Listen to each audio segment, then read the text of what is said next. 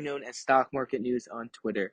Every Monday at 9:20 a.m. Eastern and Friday at 4 p.m., myself and my co-host, Wolf_Financial, also known as Gav, put on these spaces to help you guys get ready for the week ahead in the market and then get caught up on the week just past. Our goal is to educate, inform, and hopefully entertain you guys a little bit.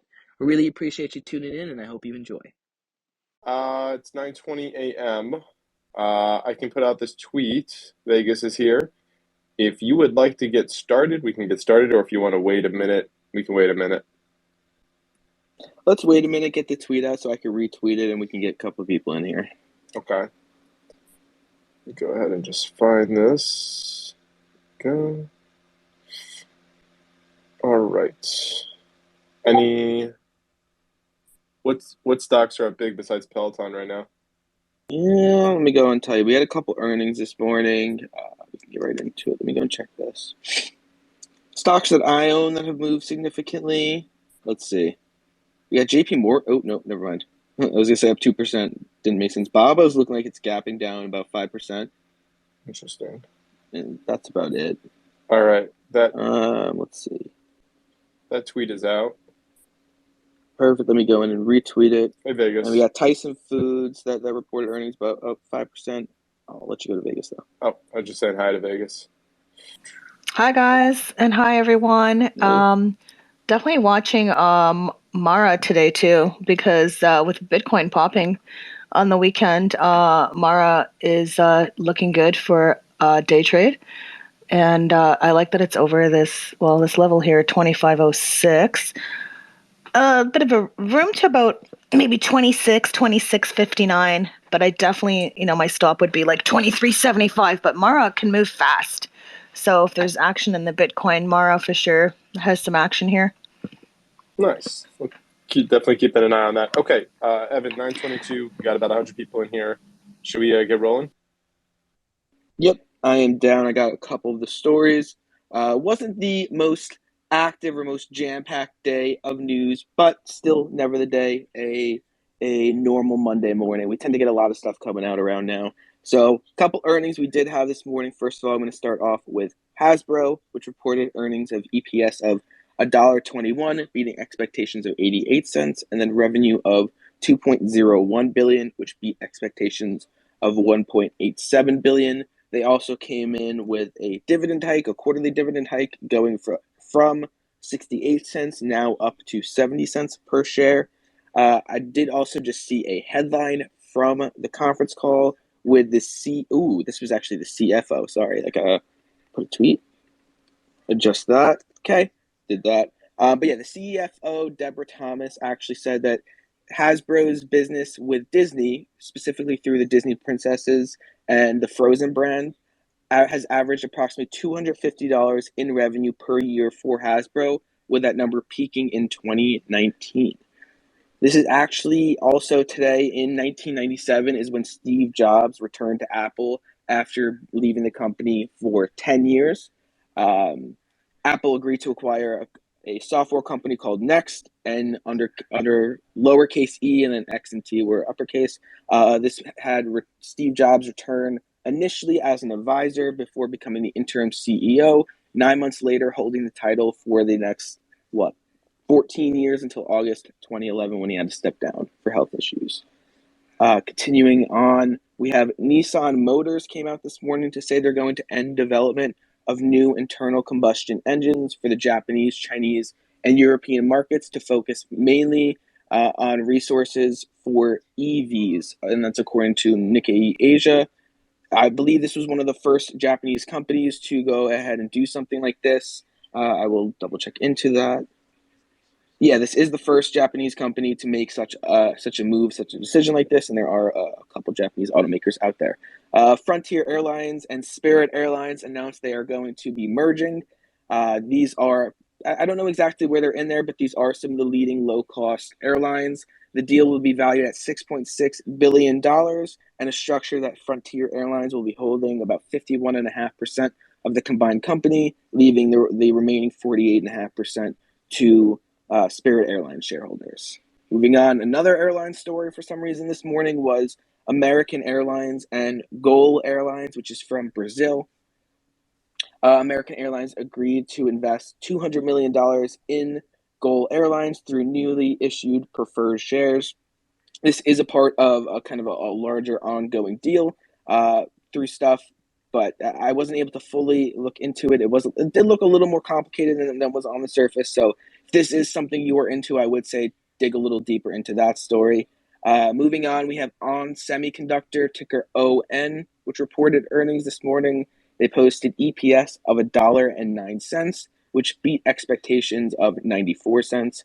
And then they reported revenue of 1.85 billion, which beat expectations of 1.79 billion. I'm quickly going over to check on the stock price, but it's not loading, of course, because why would it? Continuing on, actually, it's up about 6%. The next earnings I have in front of me is Tyson Foods, ticker TSN. They reported earnings posting EPS of $2.87, which beat expectations of $1.93. And they came in with revenue of $12.93 billion, which beat expectations of $12.17 billion. The stock is moving higher in pre-markets. It's up about between 8 to 9% right now. We had a Tesla story that came out and gave us a little bit more information on their Bitcoin holdings. They said as of December 31st, the value of the Bitcoin on their balance sheet was about $1.99 billion. They did sell a little bit in a prior point, and I know they bought about $1.5 billion worth, so they are definitely still up on that Bitcoin buy. There was another headline that came out. They said they took a $128 million gain on certain sales of Bitcoin by the company in 2021. I do believe this is not new information, and this was what we heard on the first conference call after they initially bought the Bitcoin, where they said they sold some to, I believe that the wording then was to test the processes work and everything like that. But I did see another headline came out, to saying, let me actually dig a little bit deeper into the report for the Tesla Bitcoin thing, but I want to get some of the specific wording there on how they were using it. A couple stories from over the weekend. We had a Spotify story. I don't really want to get too in depth into everything with the Joe Rogan, but Spotify CEO Daniel Ek confirmed that the company removed dozens of Joe Rogan podcasts and apologized to employees. He did also come out and say that they would not be fully removing Joe Rogan from the platform. But yeah, definitely an ongoing situation right there that I know is front and center for a lot of investors. Going to continue to see if there was any other big stories from over the weekend. I'll leave us here. The Peloton story and news stuff that has been going on, which has been getting a lot of attention. There was a little bit ago where some people were saying Apple should buy them and do whatever. We are now at the stage where there have been some rumors that companies are actually actively looking around. There were reports that Nike and Amazon are both considering putting in bids for Peloton. It is very important to recognize that they are just in preliminary stages, and these are still considerations. Neither company has reportedly, this is according to the Financial Times, neither company has reached out to Peloton officially. They are just kind of reaching out to their people internally and getting advisors and everything like that, seeing if it makes sense for the company. There's been a lot of reports coming out today about Apple and whatever getting around it. There's been no concrete evidence that Apple is considering it and looking to bid for Peloton. Just a lot of stories from analysts. I believe one was Bush, maybe a couple other ones saying that the deal makes most sense for Apple. That's all we're hearing in that. So nothing concrete on Apple considering Peloton. There has been some decent rumors from good sources that Amazon or Nike are both considering it, but still have not reached out yet. So we'll see how that story develops. I think that's decent coverage. I got us right over to 9:29. I know I'll throw it back to you, Gav, for some market open talk. Okay, let's go to it. So, like Evan pointed out, we look slightly green here at the open. I can pull up the exact numbers for futures, but it probably won't matter in about a minute. So, looking at S&P 500 futures up 0.09, Dow Jones up 0.06, Stock 600 up 0.45. So, pretty flat here. I'm seeing off the bat, most of my stocks are within that 1% range. So, nothing's really up more than 1%, nothing's down more than 1%. I see Square edging down a little bit, so we'll see what happens there. Palantir up 1.16. We did mention the Peloton news where that's kind of flying. Tesla attempting to hold some key levels here, so it was Tesla up was about... Yeah. I was just about to say that. All you. Yeah, it was up about 1% or so, and has fallen since, back down to about flat. So we're at 9:30 a.m. It open. Stock Talk Weekly, you're here with us. What are you watching at the open? At the open, I'm just watching the indexes. Made a nice little scalp on fun. Pre-market, the PR was leaked last night. A lot of people did not know about that. So that was an easy trade, kind of just trading the PR that we knew was coming. And then kind of watching AMC. If AMC forfeits 15, I'm probably looking to go short. Sarah talked about that last night on Play of the Week as well, but it's a play I've been looking to get puts on for a while. We'll see today if the indexes show some relative strength, maybe AMC will hold up, but if AMC gives up that 15 handle, then I'm going to want to get short there. Also keeping an eye on DWAC, great strength last week. Let's see if the buyers can hold it up this week, and then watching Bitcoin mining stocks as well with Bitcoin, pushing 43K. I think these will all run today. So that's kind of what my watch list was centered around. Also really looking at semiconductors this week. I think running up into NVIDIA's earnings next week. Those could be a good watch as well. So keeping an eye on those also. Perfect. Vegas, I know that you came with a couple plays. Looks like DWAC's already popping off. You want to share some of those? Yes, good morning. So DWAC, we know a lot of money flow has flowed in here. So definitely in the 110 calls for Feb 18. Those are currently around. The spread's a bit wild though. So if you can get it on a pullback, even better. They're currently around 440 on the ask, 325 on bid. So see if you can wait for a pullback. So DWAC looking for that to go maybe towards $100 on a swing level. And also watching Facebook for today in particular, looking to see if Facebook can actually break the level that I'm looking for to break 241. If it breaks 241, then we'll look to take it for a day trade. And then if it was to break 245, then I'll roll up and go into a swing. So those are the two that I'm watching. And DWAC now, the spreads are getting tighter now for 110 calls for Feb 18. They're around 4 and 420 now. So I like the spreads getting tighter and looks good for the move to the upside. Okay, DWAC, and what was the other ticker there? The other one was Facebook, waiting for the break of 241 for a day trade, and then we'll go long if it breaks 245. But if it can break 241 today, then we'll definitely take a day trade and looking for that to head towards 243 and 245 if it can break 241 today. Okay, perfect. Keeping an eye on DWAC and Facebook. I see DWAC pulling back a little bit from where it was at. Facebook going red on the day now, down 0.3%. So keeping an eye there. AMC was also mentioned by Stock Talk. AMC is, I believe, green and headed upwards of 3.17% on the day right now. Just taking a look at options activity that's coming in. Nothing too crazy yet. Something on KBH. Not really too familiar with that. Is the only thing KB Home that I've been alerted for just yet. It does look like it's starting to make a move upwards. Oh, yep. I just got the alert from Snorlax too. Okay. So that's one thing to keep an eye on is KBH. May take a look at that, but let's keep going around with our speakers. Matt, what are you watching today? Hey guys, good morning, and thank you for having me as always. I'm in the middle of opening up the day. This is week 2 of my small account challenge, and I think this week's going to be probably the flattest week we've seen in a while. I really think we still trade down over the next 2 weeks in general, just because we're looking at a lot of things going on, but major earnings next week. So this week doesn't have a lot of excitement coming to it. I think we're going to respond very violently to rumors or anything that comes through, but probably revert back to the middle. This morning, I'm looking at the index products straight up. So SPY, QQQ. We are seeing a 446.5 low for today for SPY, I think is where I'm expecting a pivot. So at least to test Friday's lows if we do have a dip. I might scoop it up and just day trade it. I'm not looking to pick any plays this week. I think that the market really is still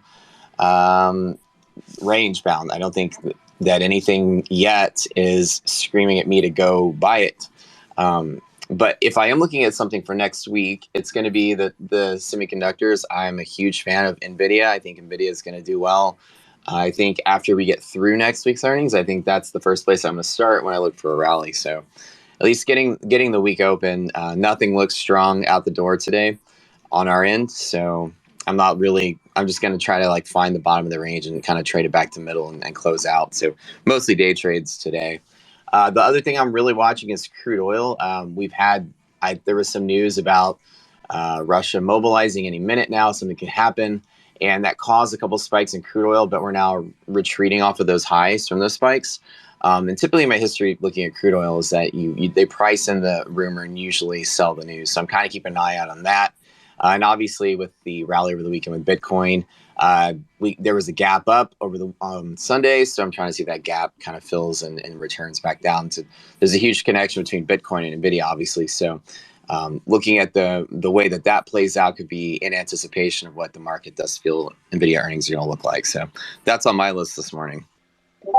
I just want to mention that Ford is breaking out here. So, I just wanted to mention Ford's breaking out here, and it's up to the upside here. So I'm in $18 calls currently myself on the weekly. They're 50 cents, but it is breaking out. So I'm just not too sure.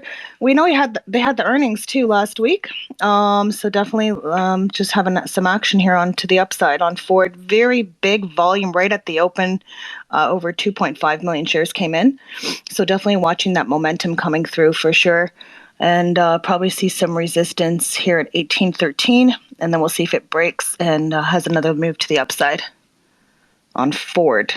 F for Ford. Okay, watching Ford. Also, see Mara did initially pop out the open. It was up 10%, now up about 9%. That KBH that I mentioned before is up about another 0.5% and moving. Danny, what's going on? What are you watching? Good morning. Sorry, I'm running a little late this morning. Got my booster this weekend, and it really just kicked my ass. I don't know. I feel like so sleepy and tired. Bros. I had a highlighted Bros on my Sunday watch list. So Bros is looking pretty good, up almost 5%. Pushed through that 50% Fibonacci retracement at 59.71. So getting a early breakout so far this morning. Going to be watching to see if we get a close over 59.71. I think that might be a good entry. Also watching D-Dog. I know we have earnings this week. I don't know if it's Tuesday or Wednesday, but that's coming into the 50 as SMA on the daily at around 157. So looking for a little bit of resistance there. We also have a 50% retrace to the upside at 159.50. So I'm going to be watching 157 to 159 for potential resistance. And Expedia, EXPE, also highlighted that this weekend. Looking at 188.15, we're currently at 187.38. So we got a lot of wicks through 188.15. So I think that might be a good area to watch. And also watching Raytheon, just due to the geopolitical tension in Eastern Europe.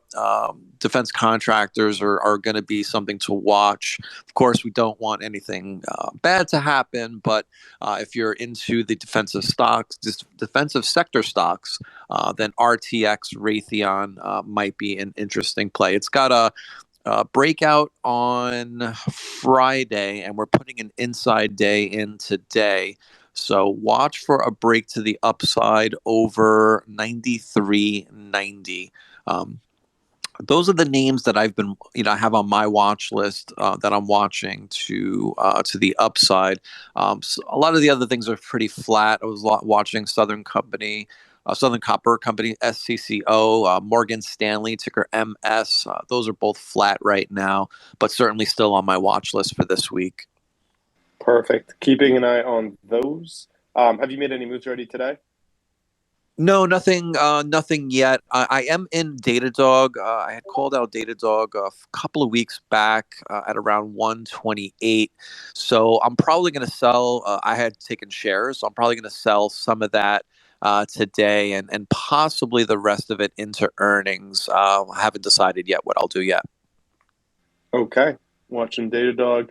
So some of the stuff that we talked about here has already been popping off. So Mara is now up 11%. It was just up 12% a second ago. DUAC up 7.6.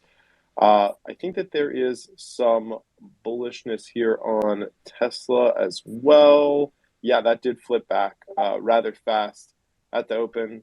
Went down 0.24, now up 1.66 and moving. SoFlo, what's on your radar today? Yo, what's going on, man? Good morning, everyone. First of all, I'm actually I'm currently in two active trades. I'm in TSM and Coin. What I liked about Coin was the breakout over here at 201, and it on a shorter time frame. I'm taking it as a day trade for now, just because I don't want to get caught up into Coin. But however, I do like TSM a lot more. TSM did gap up. I watched it kind of retest the lows of around 122.30 just now, and it held good volume, so I took a long position on TSM.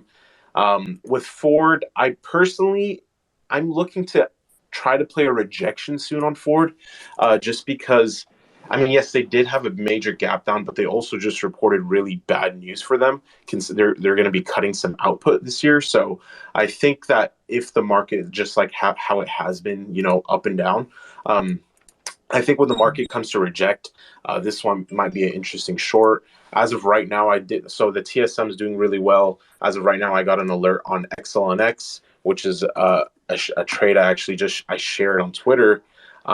It's breaking out currently over 211. I am looking at a potential push towards 217 if this 211 level can hold. They do have a catalyst this week as well for their AMD merger, so I think XLNX will be a very nice, a potential move if the semiconductors stay hot, which, as you know, when semis run, they really run. So that's why I have it on watch right now. Besides that, I've been watching some financials. I was looking at JP Morgan this morning, but I'm currently not playing anything. I'm not playing financials at the moment. But yeah, TSM, XLNX, and Coin. Perfect. Yeah, Coin, nice pop today. TSM definitely a leader of that industry. So never hurts to get behind it, especially when Stock Talk was talking about, watching out for semis this week as well. I know that's one of your favorites, Matt, too. Okay, let's keep things rolling a bit here. Looks like we got Juicy. Juicy, can you hear me? What's going on, Juicy? Yo. Hey, I'm running two calls. I'm opening my other car right now. If you're in Tesla, you're up 60%. Go ahead and cut that other half. Yeah, what's up, everybody? So I'm long Bros. I'm long Tesla. I'm long DWAC. Pretty much up on all three, just managing my trades, cutting out. I'm pretty much scaling right now. I'm going to leave Bros on. Having a good day so far. Just chilling here, man. What's going on? Yeah, those are definitely ones that we've been watching as well. If anybody's been taking these, I think they've been having a good time. Bros has been moving since that got mentioned by Danny, up another 3-4%. Let's see what else is happening. Yeah, I mean, what's up, Evan? My bad. Had to get back. Just two or three couple things. One, Bitcoin spiking higher right now, back over 43K. Seeing that. Also, two quick stories that came out around the open. Google is hiring a sports betting and online gambling account executive. That's according to Wagers USA. Before you go crazy into it, the role will help gaming business clients understand how Google's search, video, and mobile can help them connect instantly and seamlessly with their audience. That's a direct quote from the job listing.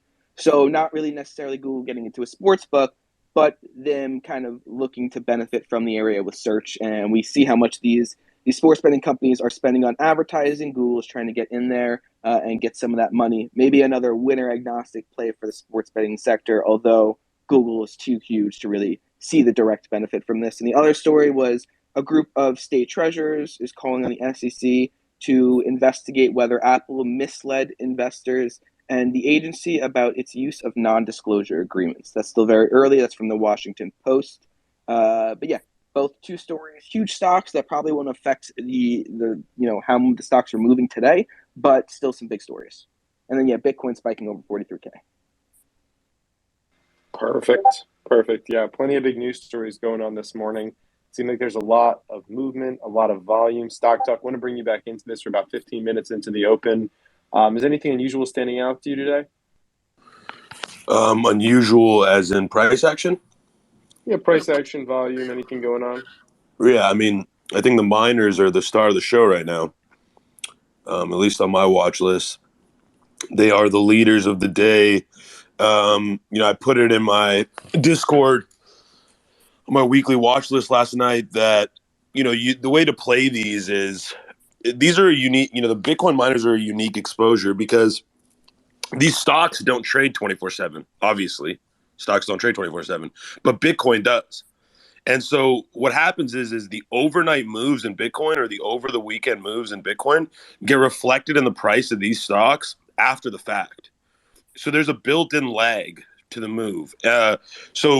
Going long on these miners when Bitcoin retakes key levels like it did over the weekend, it's pretty simple and straightforward trade. It's a simple sympathy trade based on the leverage exposure. And then when Bitcoin forfeits a key level, you go short on the miners. And we've been doing this in my Discord for the last 2 months, and I don't want to say it always works because there's always, you never want to say that term always, but it hasn't not worked yet. I'll say that. It's been extremely consistent, and like I would say the only consistent trading strategy that's been working all year long, which is long the miners on Bitcoin strength overnight, short the miners on Bitcoin weakness overnight. I mean, it works perfectly, and so it's working again this morning. We have BidF running. We had Mara and Riot running right at the open. Pretty much all of them are running. Yeah, actually, every single one in my watch list is green. Yeah, every single Bitcoin miner is green on my watch list. So that just shows you like how consistent the reaction is. And 1, 2, 3, 4, 5, 6, 7, 8, 9, 10, 11, 13 of them are up double digits.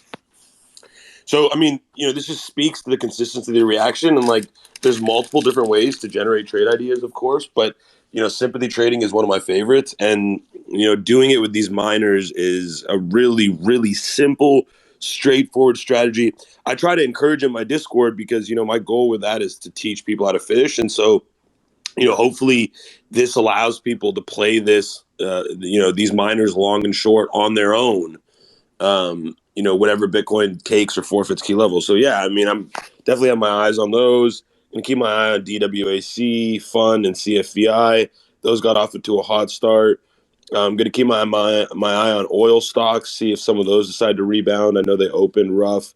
Nat gas was down big this morning. We'll see if oil futures recover a bit during the day. And then also watching Ford. I think Vegas said that earlier, but I'm also watching Ford today, seeing which direction it wants to go because, I think this is a chart where it could go either direction. I think it could sell off a couple more dollars, and I also think it could rebound to 20. So watching there, and then, like I said earlier, watching AMC. I know we got off to a hot open on AMC, but it's looking like it's already dumping here now. I want to see a forfeit of 15, then I'll probably get puts.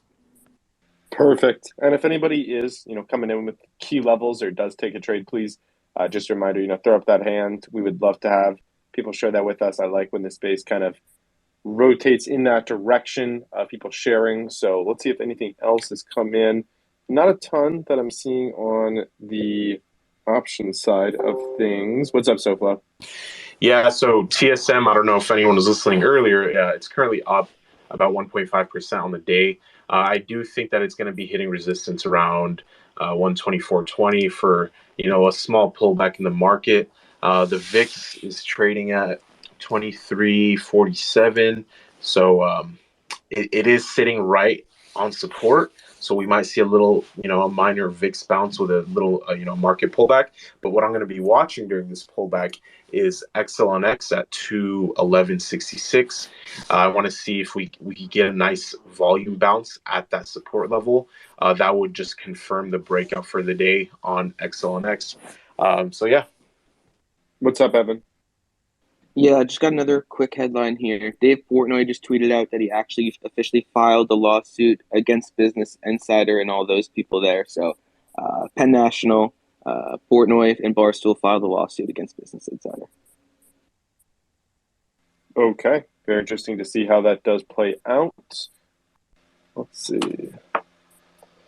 Up 3% on the day. Just popped off a little bit. Okay, Danny, let's bring it back to you. You mentioned a couple of the ones up front. There's a few more names that have been thrown in. People have been talking about TSM and AMC and a couple different, ups and downs. Anything that has stood out to you or any other trades that you've made?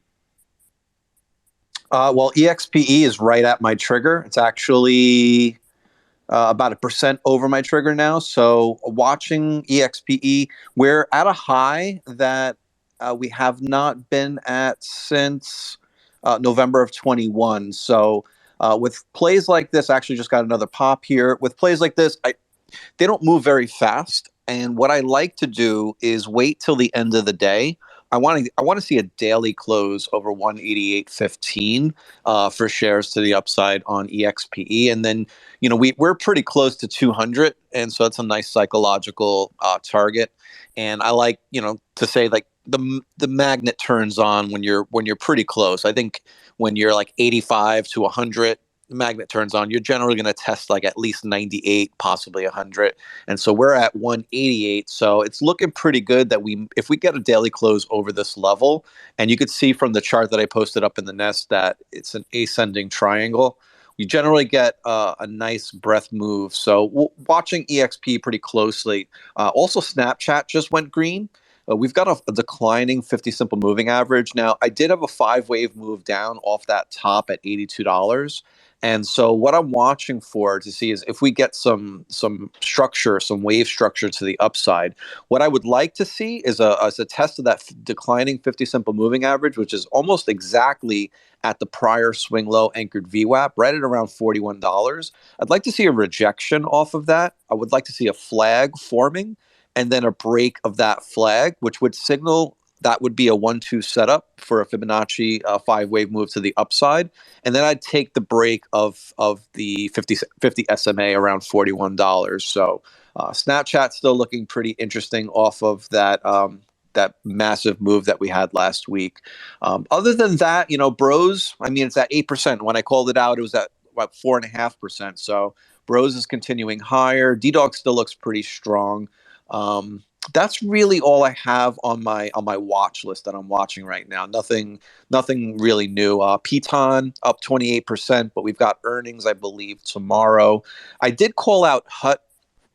Similar to what Stocks Talk Weekly was talking about with the miners. Whenever Bitcoin makes those weekend moves, you always want to keep an eye on the miners.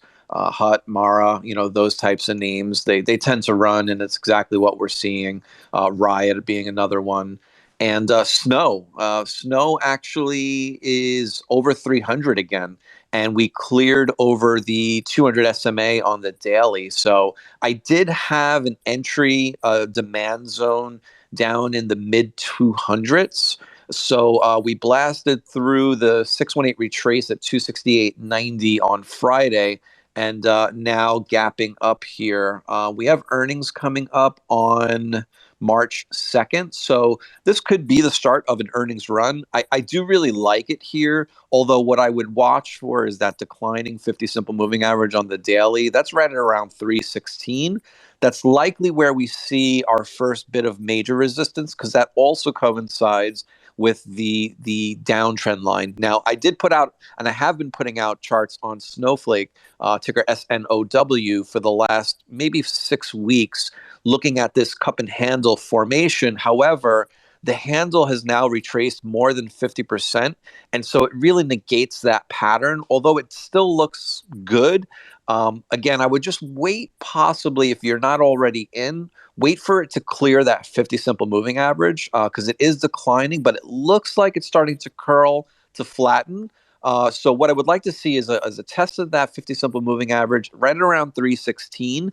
I want to see a rejection, and very similar to what I had just mentioned on the prior stock, I want to see a rejection. I want to see a flag built, and then I want to see a break of that flag. And again, to me, from an Elliott wave perspective, that would be a 1-2 setup going into wave 3.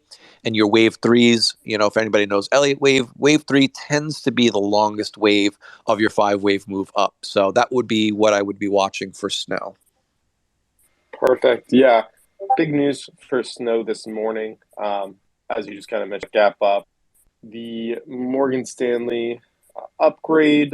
I'm also bringing it back to Datadog. I think I'm seeing a little bit more movement inside of D-Dog right here. Let's see. Yeah. Yeah, almost 7% now. Yeah, So big move. Like We're earnings. Yeah, we're right at 160, and we just broke the 50 SMA and the 50% retrace at 159.50.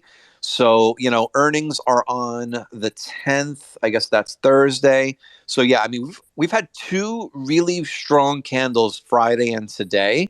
So we could see a third day continuation, but if we still see a lot of strength in Datadog, I would just be very careful chasing it up here going into earnings.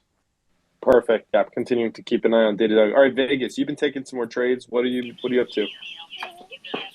Yeah, so DWAC is going really well according to the trade plan. Also, Valet, VALE, that one trades really nice. A little slow sometimes, but it is triggering off dark pool money flow. Lots of prints came in on VALE. So if anyone likes to trade Valet, target on that one's $18 on a swing level. Like I said, it moves up slow, but it's nice pace. Lucid Motors, has a lot of action today too, and we saw some unusual options activity coming in as well. Strong volume on Lucid today. You could see here it's trading around 28.26. Looking for that to head towards maybe the 29.27-ish. See if it can go to 28.84. That'll be the resistance, and then we'll see if it can break 29 and then go towards probably 29.27 on Lucid. So that's looking really, really good here. But noticing also the travel stocks, like those were all popping all at the same time. CCL, I like that as a comeback COVID play longer term. I've talked about that quite a few times, but seeing American Airlines, so a lot of travel stocks popping this morning as well. So those are the ones, but I like Lucid for day trade, and Valet came for a swing trade, and DWAC on track. And, a sympathy to DWAC obviously is this CFVI. So a lot of traders are trading that either on the commons or they're going into monthly contracts on CFVI. So those are the ones I'm looking in those as well. Yeah, and big shorting gap up Facebook on too. CFBI.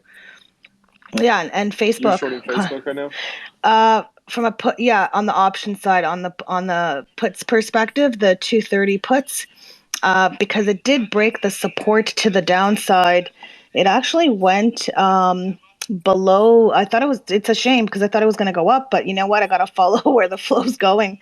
So it doesn't matter what I think; it's what the market thinks. And so Facebook went below that 234.80.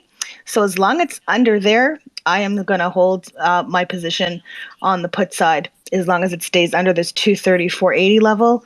Facebook probably could see.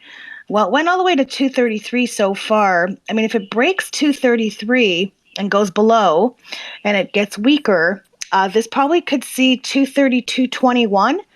And then if it went below that, my gosh, this could go to 230.60. So next level to the downside, if it breaks lows of the day, would be around 230.21 in my opinion. So definitely watching to see if it breaks below that low of day. And it's looking pretty weak right now. Okay, perfect. Thank you. With that, are you doing puts? Is that how you're shorting that?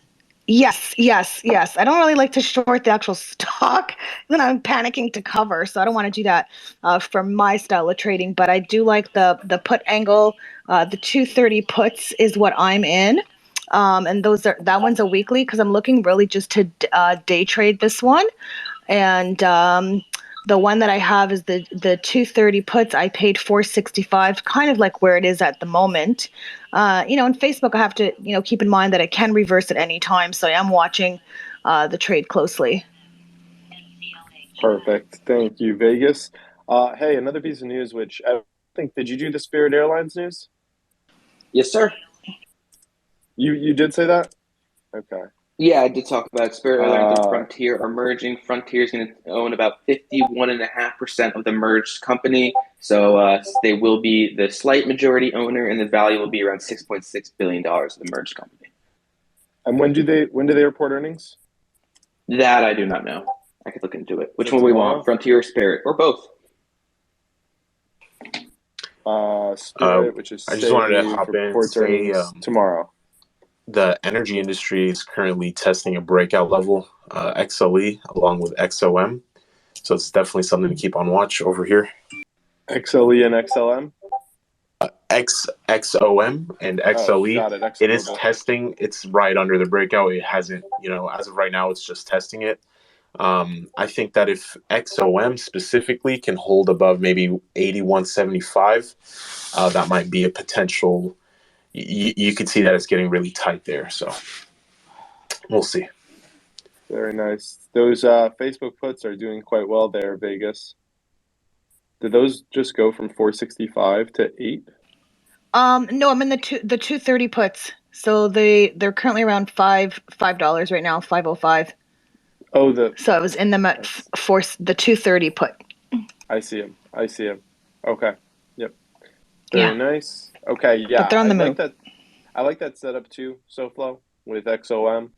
I think that a lot of people were bullish, continuously bullish on energy, and obviously it's just continued to break out, not all-time highs, but kind of breaking back to those, I think it's those 2019 levels that it was at, and just continues to push through. Stock Talk, are you interested at all in any of these energy or oil gas plays right now? Yep, watching XOM and Oxy. Oxy just made a big red to green move. Watching XOM as well. And then I'm watching some of the small cap oil plays, also OIS and REI. I like to trade those sometimes when oil gets hot. So, just for a higher beta exposure. But yeah, my favorite play in the space is Oxy for sure. Perfect. Okay, let's keep it rolling. What's up, Juicy? I was going to say, since we're talking about oil, watch ticker CVX inside weeks breaks at 137. My only concern is if you took it down to a 501 at the bounce from the bottom of the day, that 135 area, we're straight up. So we can consolidate at all above 137. You should see CVX take off. CVX. I know that some people were looking to potentially go short on that. That's actually Chevron. I was thinking that's Chevron. Yep. Oil. Yeah. I was thinking CVS, which is definitely different from CVX, and CVS is down slightly today. Okay, Matt, what have you been up to? What's going on? Any of these names stick out to you? You put in any hedge pressure? Hey, all right. Sorry, I was in the middle of chatting. Can you toss me those names again? I'll run some things for you. I think it's mostly like the oil and gas names. Actually, okay, perfect. Because I actually just plotted USO, and actually just now I was talking about oil. I think that, and I actually was just saying this, and I'll reiterate this. So, when I started trading in oil, this is kind of, I come from the oil and gas world in my background as an engineer. Oil is one of the first things I actually really got into trading heavily. And a lot of the movement of oil, I'll tell you, I believe has to do with inflation and the Saudis choking supply. Now, I know OPEC is kind of removed from the numbers, but I think OPEC is about a third of the production compared to like the NOPEC or all the other names for all the other ones outside of the cartel. So I think that mixed with inflation is really causing the price moves. And, having news that there's tension of a potential campaign or Russia mobilizing for an invasion and things like this. And I'll tell you from years of trading oil, and not to sound insensitive to anybody from any region of the world, but there's in oil producing countries, there's almost always tension and conflict for thousands of years, and it's kind of always understood. So the catalysts are always short term because there's always some kind of tension, right?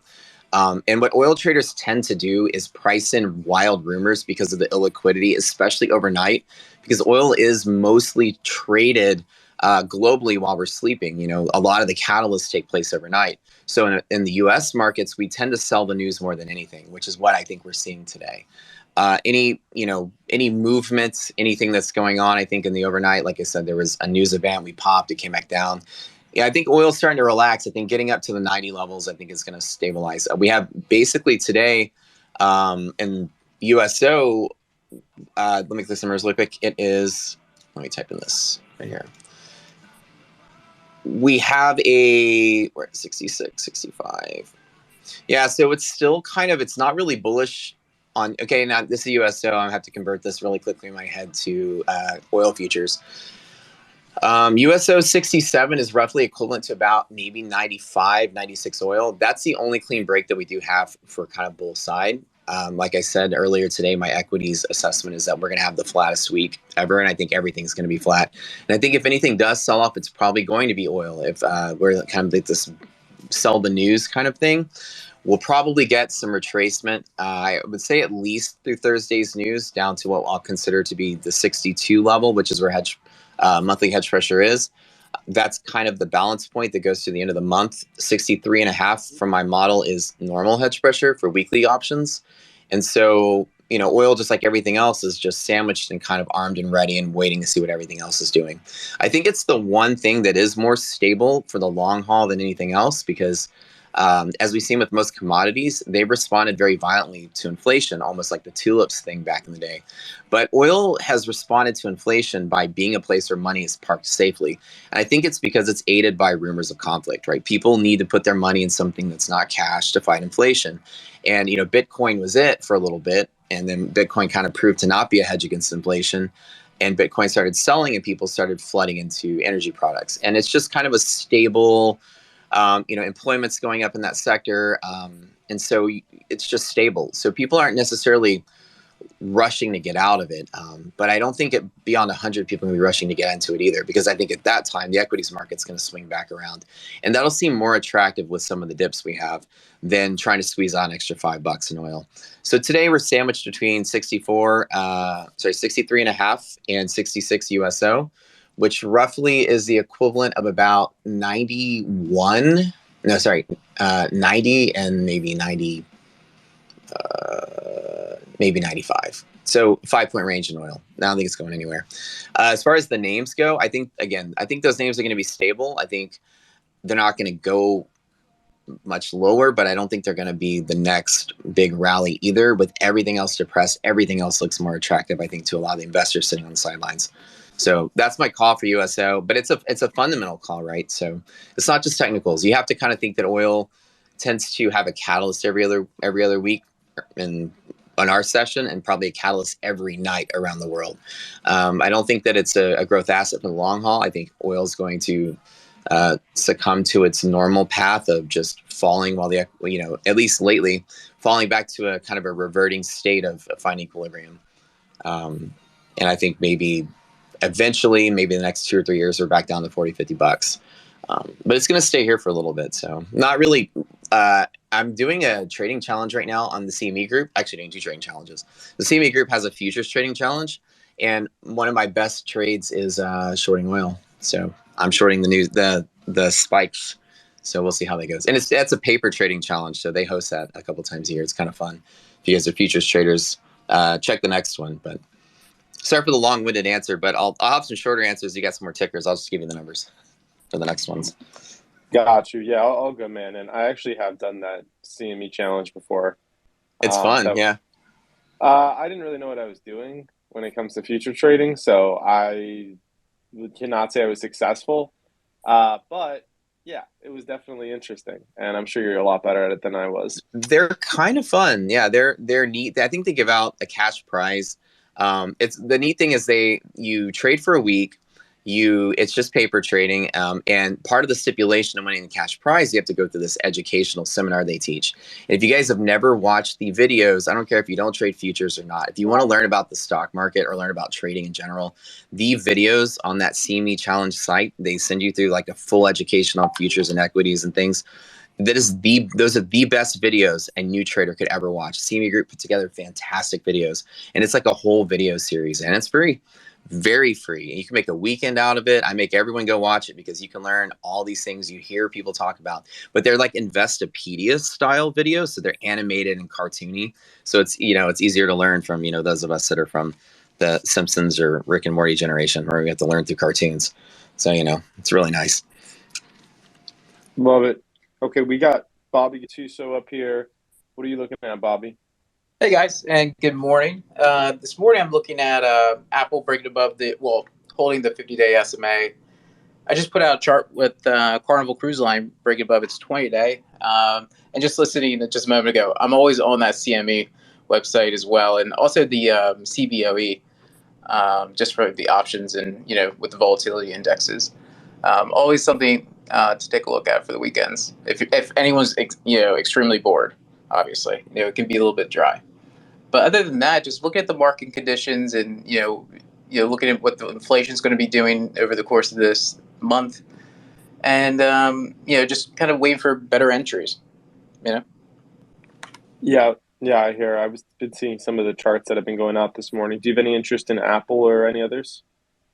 Well, I did put a iron condor on Apple. Actually, no, I did a short vertical or a short put vertical on Apple this morning, and also Nvidia. Um, I'm trying to get a little bit more, I guess, protective with my options. So I've been learning about iron condors and doing short put verticals. So I've been doing that.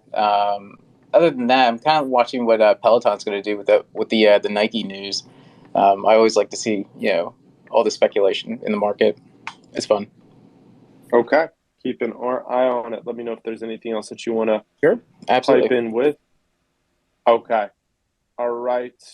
Let's see what else is going on here. All right, real quick, if you've been in the audience and you have been hanging out, we've already been running almost an hour. I know that we have hundreds of people in here. Fantastic crew we have up here. A lot of them have been coming back on a weekly basis. My co-hosts, a lot of my speakers, Danny, Juicy, Vegas, Matt. SoFlo was here last week. I see we got Gerg in the audience. Bobby has been definitely a major help with Wool stuff and also been hopping on these spaces. So if y'all have already not clicked in, check them out. It's a fantastic group, especially if you're into active live trading. There's a couple more longer term investors up here as well, but you're definitely getting your fill of charts, technical analysis, spaces, content. If you want to go deeper into educational material and Discords, this is the group that will have it for you. And then myself and my co-hosts as well, we will be running a number of spaces this week. We have 20 spaces planned for this week. This is one of 20. We did one last night yesterday, so technically 21. Technically 2 of 21. But yeah, I mean, we're just going to be pumping out content this week. Even just today, we have all different types of spaces ranging from live trading and power hours to NFTs and Bitcoin, really just everything all over the spectrum. So hope everybody's ready for a big week in the market and is checking out these speakers. Evan, anything you want to add in there before we keep it rolling?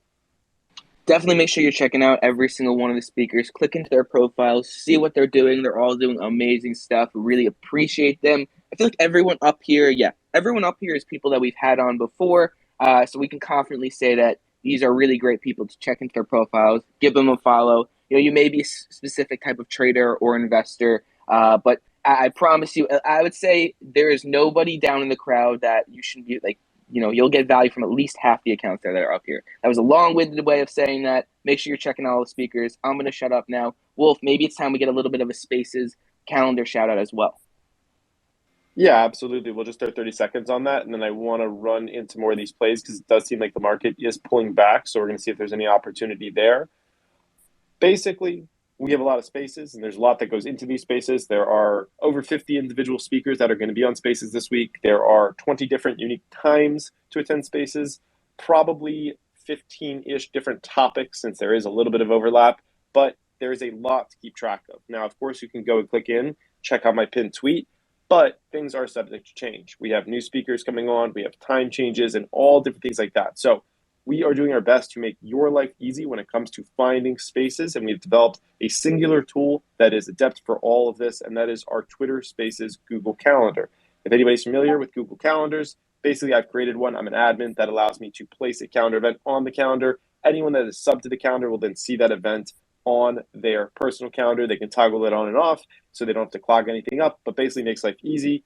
We have now 3,100 plus people that are subbed to our free public Google Calendar. These are all different types of people, long and short-term investors, technical analysis, fundamental analysis, crypto, NFT people, whatever it is your style, we have something for you. And the best way to get onto this is right now, go click into my DMs, shoot me a DM and ask to be on the Spaces calendar, and make sure that your Gmail is in there. If you don't have a Gmail, we can take other emails, but it's a Google Calendar, so it natively works best with Gmail. You can also send them to Stock Market News, my co-host, but feel free to send them to either of us. Both of our DMs are open. We will get you on that again. It is a free tool. You can unsubscribe if you don't like it. It doesn't send us a message, but there is no harm in trying. I think we literally added another 30, 40 people last night after Stock Talk Space. So I recommend reaching out if you haven't, and then making sure that you're following myself and the co-host so that these spaces pop up on your timelines.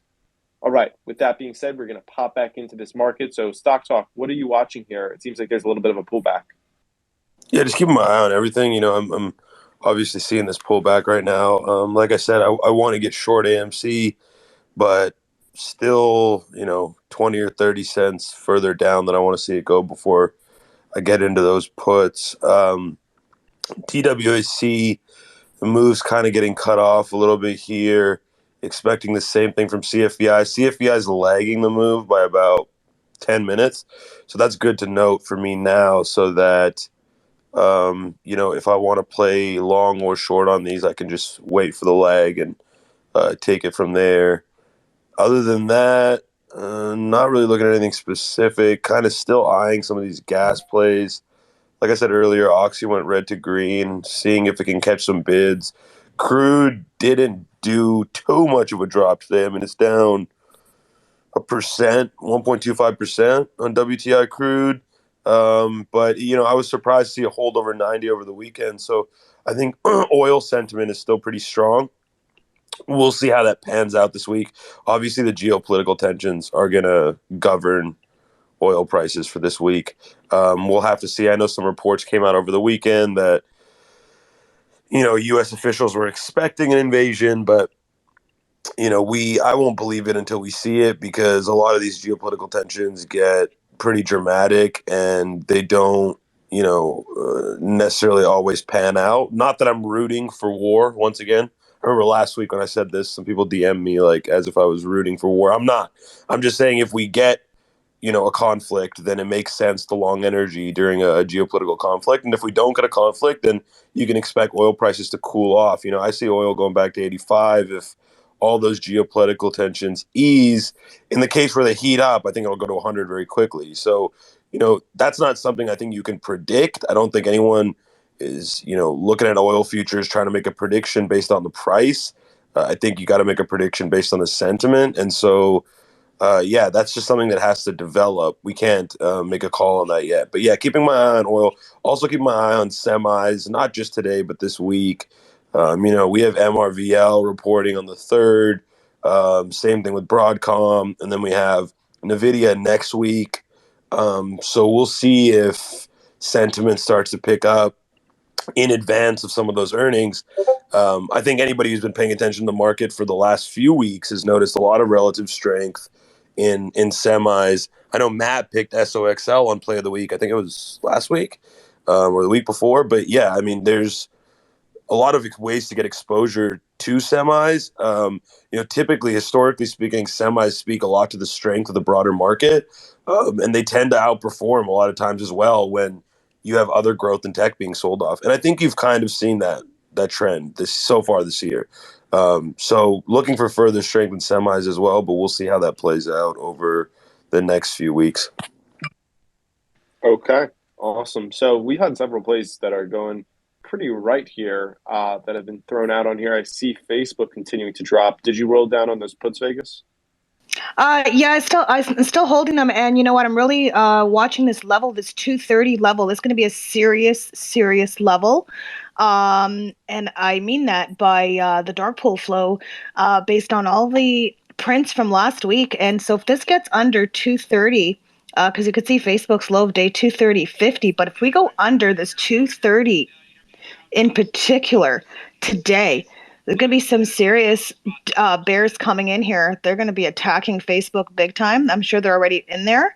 But this 230's key support, if this goes below, watch out. I think Facebook can go, wow, like honestly, it's a crazy what I'm going to say, but it can go probably towards 225. And if it breaks that, I mean, I won't be surprised to see this go to 220, as low as even 200 from a swing perspective. It would definitely not go to 200 in my opinion today. But I think for sure if it breaks 230, I wouldn't be surprised to see another $5 drop today in particular. And then if it continues being weak, I won't be surprised to see this go to potentially around 220 and then maybe even towards 200 as the days go by if the weakness still shows. But today I won't be surprised if I see this head to 225 if we get below this 230. So this is a key break here to the downside. If it goes below, definitely it's going lower. It's going to go towards 225 next. Yeah, but it's looking ugly there for sure on Facebook for now. Absolutely watching that continue to move. Danny, have you moved out of D-Dog at all? Yep, I actually scaled out 20% of my position at 161. That actually, it's perfect. I mean, the trade was, I don't know, whatever. It wicked right through that 50%, 159.50, and now we pulled back, and now we're perfectly under that 50 SMA. So it did exactly what I was hoping that it would do. A lot of the times when you have these specific levels, especially when you're looking at a moving average, a key moving average like a 50 SMA, or a key Fibonacci like the 50% or the 618, sometimes you get a move into that particular level almost exactly, but more often than not, you're going to get a wick through it and then a pullback. And so, what I always say, and I've said this in previous spaces, for trades, I'm always looking at a pullback between 9:45 and 10:15 in the morning, and this one literally at 10:15 started to pull back. So I did exit 20% of that trade at 161, and we're pulling back. So I'm going to watch to see. I want to see how Datadog closes today. If we close under the 50 SMA, I might consider exiting more of my trade at the end of the day because that should potentially act as resistance. But we'll take it day by day. I want to see how the day closes. I want to see that last hour. I'll also using TrendSpider, I'll throw on the raindrop chart and see where my volume is for the day, and then make a decision from there. But it looks good. Bro's also pulling back now at $61. DWAC as well. AMD, I didn't mention that earlier because it was red. It actually went red to green and now is up 2%. So AMD looking pretty interesting here. Expedia still relatively flat. Raytheon now green, still flat. UPS was on my list. That just turned green about 10-15 minutes ago. And Morgan Stanley also just flat. So, but yeah, Datadog pulling back from its highs now at 157. So it looks like that was a really, really good sell near the top. Let's see where we close today. Perfect. Yeah, so Q's definitely just took a bit of a hammering on the last 15-minute candle. Just kind of broke down, but did find support at the 20, I think it's the 20-day, unless it's the 21. Let's have to see what I have it set at. Yeah, it looks like they found it at the 20-day SMA. And a bit of a key fib level. Looks like that it went underneath and is trying to push back through. So yeah, would like to see the Qs come back up through, this is cents, but 359.82, ideally about a 50-cent move upwards for a continuation in those areas. Let's see if anything else is coming in on option flow. I got some alerts for STEM, STEM, which has been a beaten down stock that there are some people going bullish on, which is a bit interesting to see, but it's not massive money, so not taking too much into account there. Let's take a look at, and if anybody has made a trade, feel free to throw your hand up and I will go to you. KB Home, okay, yeah, that pulled back a little bit. Yeah, everything's having a bit of a market pullback here. This is why we recommend stops and getting out and make sure you got profit. What's up, SoFlo? Hey, what's going on? So this was that little market pullback that I was waiting for, and on that pullback, I did see an opportunity with Boeing. Boeing did break out of 208, so I waited for that nice little breakout retest. It dropped all the way back down to 208. Sorry about that, 208.90, and I grabbed some 212.5 calls. Ideally, I want to see this breakout over 211 and continue onwards, but we will see. I do think, I've been bullish on the past couple of, 2 weeks actually on BA, so I've just been waiting to play this.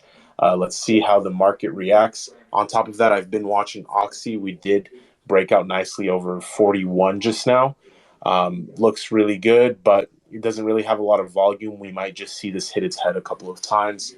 And then Ford, let me pull up Ford because I was watching Ford. Ford has also just been hitting its head at around 1811. I do still think that, it doesn't have high volume. So this can still be a potential, rejection play on Ford. Still hasn't really showed much momentum in either direction at the moment. So I'm being a little patient with Ford. And besides that, APPS, which is Digital Turbines, that is a very volatile stock.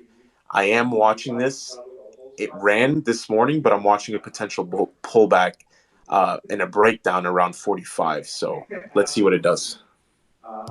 Okay, yeah, continuing to watch those as well. Oxy, pretty nice. Red to green move there, down 2.545% to almost up a percent. So yeah, I mean, since we last talked about that, up almost a percent since then. What's up, Vegas? Oh yeah, sorry. I was just gonna say CVX. I know Juicy mentioned he's long on CVX, and I was watching it as well because I was waiting for the confirmation over the break of 137.50. So I am in a swing on the option side for the 140 calls for March 18, just because I need time. I don't want to be into something that expires next week. Then next thing you know, I'm into a weekly. So I am looking to see CVX up, probably head towards the 140 level, and have a nice move there, even maybe towards 145 longer term. So I did go into some March 18 contracts on the 140 strike. So, and those are 330. So I am liking the action on it finally, and I got confirmation that it looked, to the upside as well. So I'm looking for this to go higher in the coming weeks, maybe even this week. So looks good, ready to go. Okay, so CVX 140 calls for March 18th. Yes, 140. If somebody wants a 145, they're obviously cheaper.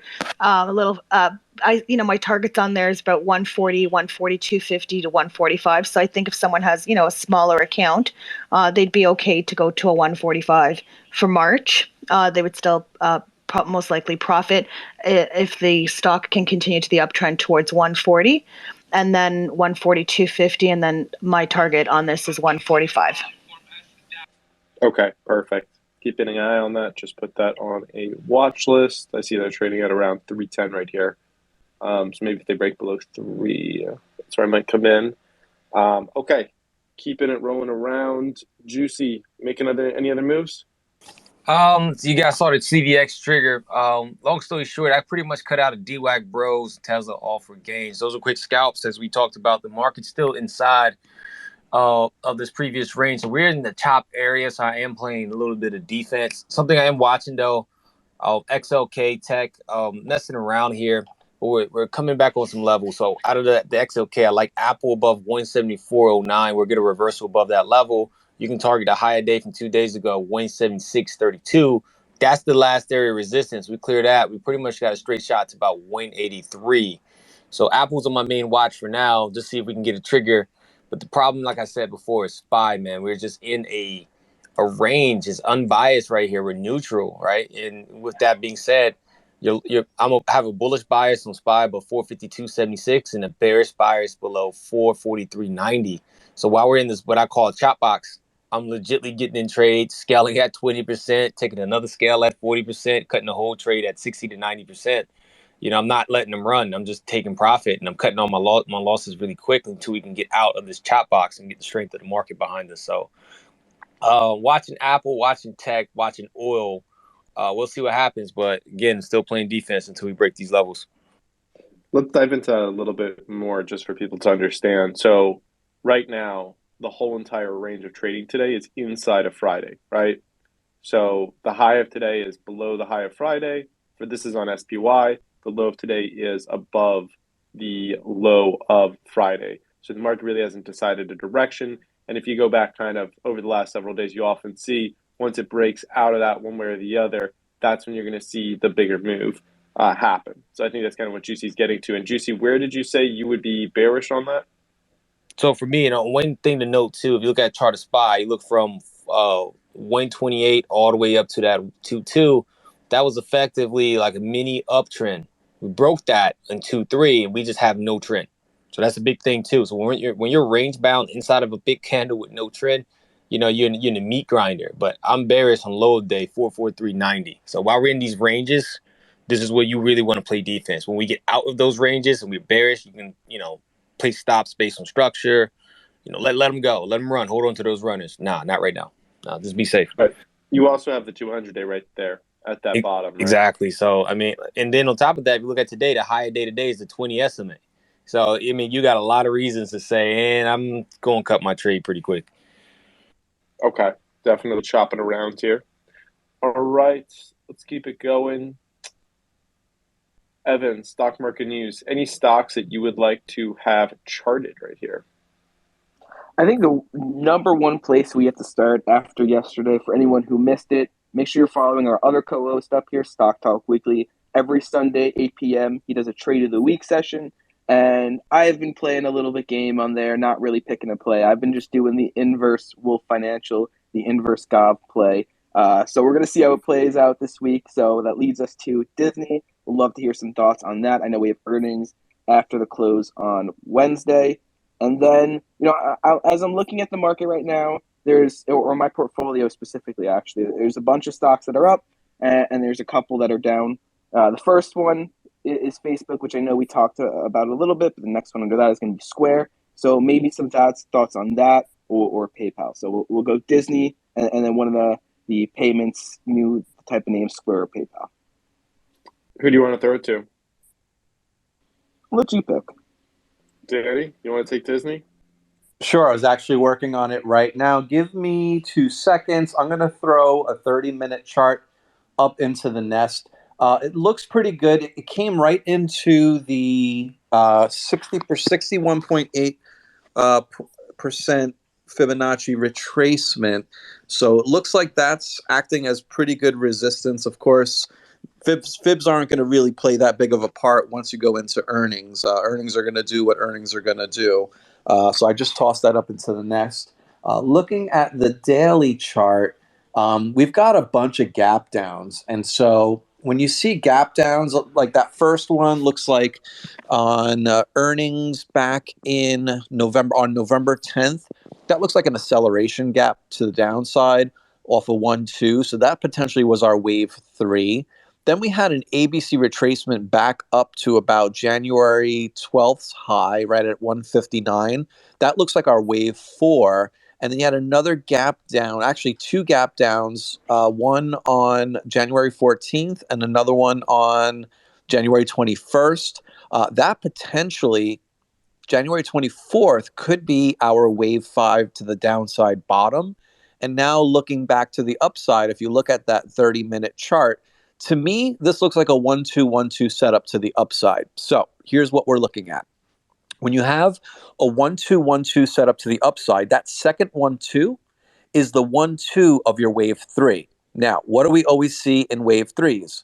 A gap to the upside, okay? Now, this is Elliott wave, right? These are the rules. That doesn't necessarily mean that Disney's going to gap up tomorrow or, on earnings tonight. But if it does, then that confirms our wave 3 activity to the upside. And so what I would be watching for is Disney to go on a gap up to the upside.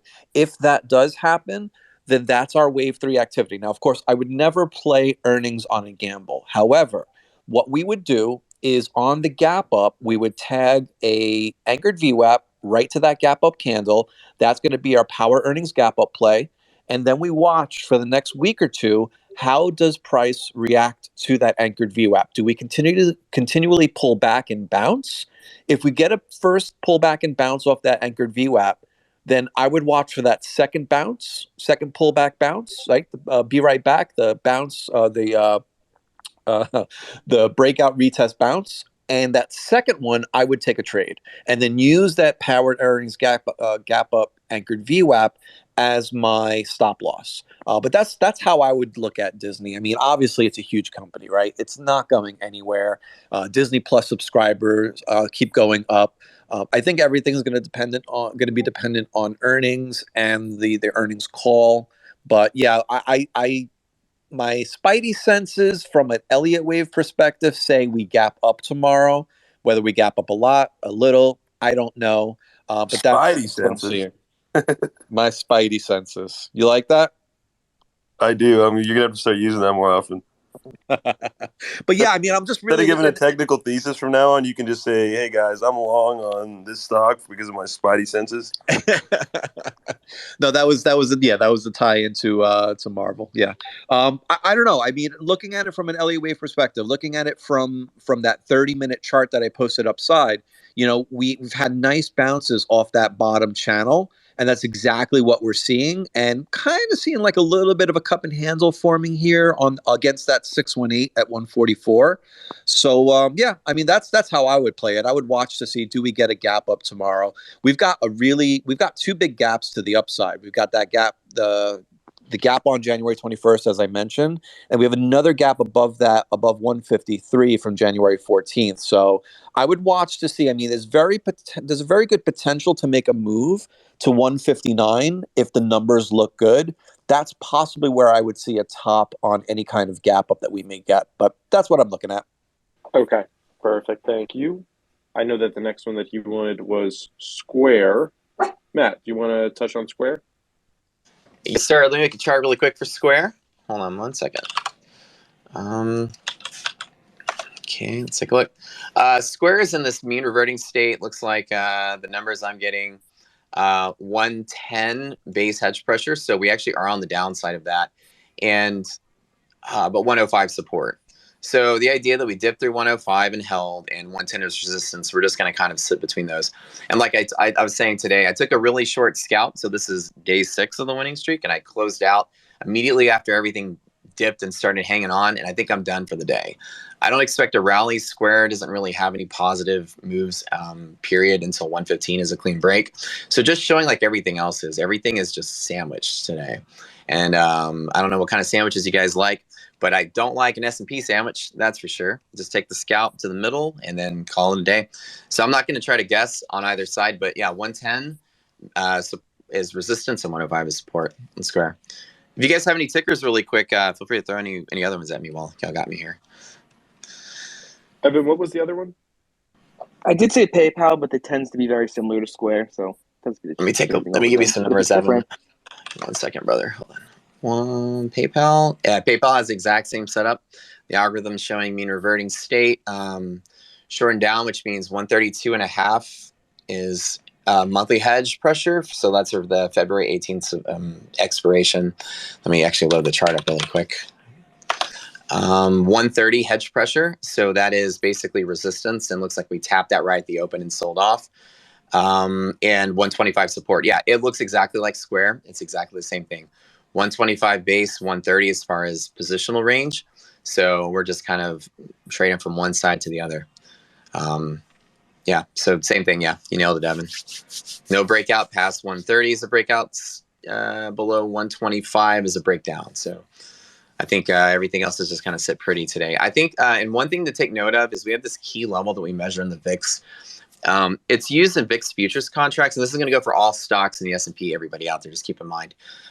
If you guys ever want a cool little trick, do this for now and just watch it and see what happens. Write down the number 2297, 22.97. This is on VX. This is the VIX futures contract, and this is a trick that has to do with the hedging around the contango. I'm not going to give you a lesson on contango if you don't know what that is. Just understand that that is a very key pivot. We're bouncing there right now, and what happens is if volatility tends to be very hedged at that level, and if we have a runaway reaction from there sometimes, it can create abnormal selling pressure. Literally, as I'm talking, the bounce is taking place. That number will stay put until the third Wednesday of the month. So that will be the 16th. Keep that number and put /VX and Thinkorswim, VIX futures. And you look at the front month and watch how crazy volatile the market gets when we bounce off of that number. And we're bouncing off of it today. So volatility, don't confuse that with the sell-off. Don't confuse that with the bear market. Volatility just means illiquid, and the market's going to range very, very wide. And this usually adds a boost to volatility, which means the range usually gets bigger. So this is a time for bull and bear traps, and they happen all the time at this exact point. So there's a trick I'm teaching you guys. So put it in your Thinkorswim /VX, 22.97, and watch what happens today. I'll actually post the chart of it too. And this could pull all stocks down if it does, but not to sell off, just to range a little wider. Okay, any more tickers? Any guy? Soflo had his hand raised. Did he have a ticker? He might have had a play. Okay. What's up, Soflo? Oh, sorry guys. I was just watching a trade, but kind of going back. I want to connect. Each time I talk, I want to connect what I looked at what we talked about right before. But we were talking about that BA bounce at 208. We saw the breakout retest. I went ahead and just pinned it at the top. I do want to say breakout retests are so, in my opinion, they're very simple. They're not, you know, it just requires you to kind of not have FOMO, right? Like you see a stock breakout, a lot of people just want to buy it and let it run, right? But no, I mean, most of the time you just wait for a little retest and you'll get a better fill. You'll get a much better profit on your trade, especially if you're trading options. And that's one thing that it's such a simple topic, simple aspect, but obviously there are other factors that move the market, but if you have a name that has momentum and has strength for a reason, I love playing the breakout retest. And that's what I mean. You guys heard it here live. We were talking about BA for the breakout retest at 208, 209. We saw that and it bounced all the way up to 212. Same thing with XLNX. We saw the breakout retest, which we discussed here on live at 212. And we saw that move all the way up to 215 before getting rejected right now. So, yeah, I mean, I hope, I don't know if anyone played it or not. Obviously, I was a little busy with the Discord, but with that being said, this was a fantastic way to learn live as well how to do a little breakout retest. So I appreciate Wolf for having these. I mean, you get to see how some of these things play out in real time, right? Like it's not just a post and then a post showing before and after. No, I mean, if you're there, if you're at home, wherever you are, you're able to actually see the movements and why we would execute a certain trade based on, momentum or a retest or a fib level. And Danny's, I love his analysis. I learned so much from it. So big shout out to Danny as well. But yeah, man, I hope you guys are enjoying it. Thank you. Appreciate that. I was actually going to say on BA, that was a really great call. I'm going to post a chart in 2 seconds. It's a 1, 2, 3, 4, 5. That wave 4 pullback. We just came and tagged that 1618 to the upside at 212. So excellent call out there. Interesting stock I'm looking at right here, which had a big run up and is coming back down, is Netflix. Stock Talk, any thoughts on Netflix here, which had that drop from earnings, ran back up to 467, and then promptly has fallen for 4 straight sessions? Yeah, I mean, I'm kind of glad, not that it's fallen, but I'm kind of glad that I got out of that trade. I swung it or started swinging it with calls and equity once Ackman acquired those shares, which I can't remember when that was now. I think about 2 weeks ago. And we just rode it up for what was an insane move in like 3 sessions. I mean, the rally after the Ackman purchase was crazy. So just played it like a catalyst trade. The calls went up like 350%. So we got out of all of those, or at least I did, pretty close to the top. I sold my calls when it was trading at 430. So, I mean, it topped up at like 457. So, I mean, I was about $25 away from the top. So I don't want to say nailed the top, but I mean, I'm glad I got out of them because, we're seeing a reversal now back to the mean. The way this is headed, barring like major strike in the indexes, this is probably headed back to 360 to 365.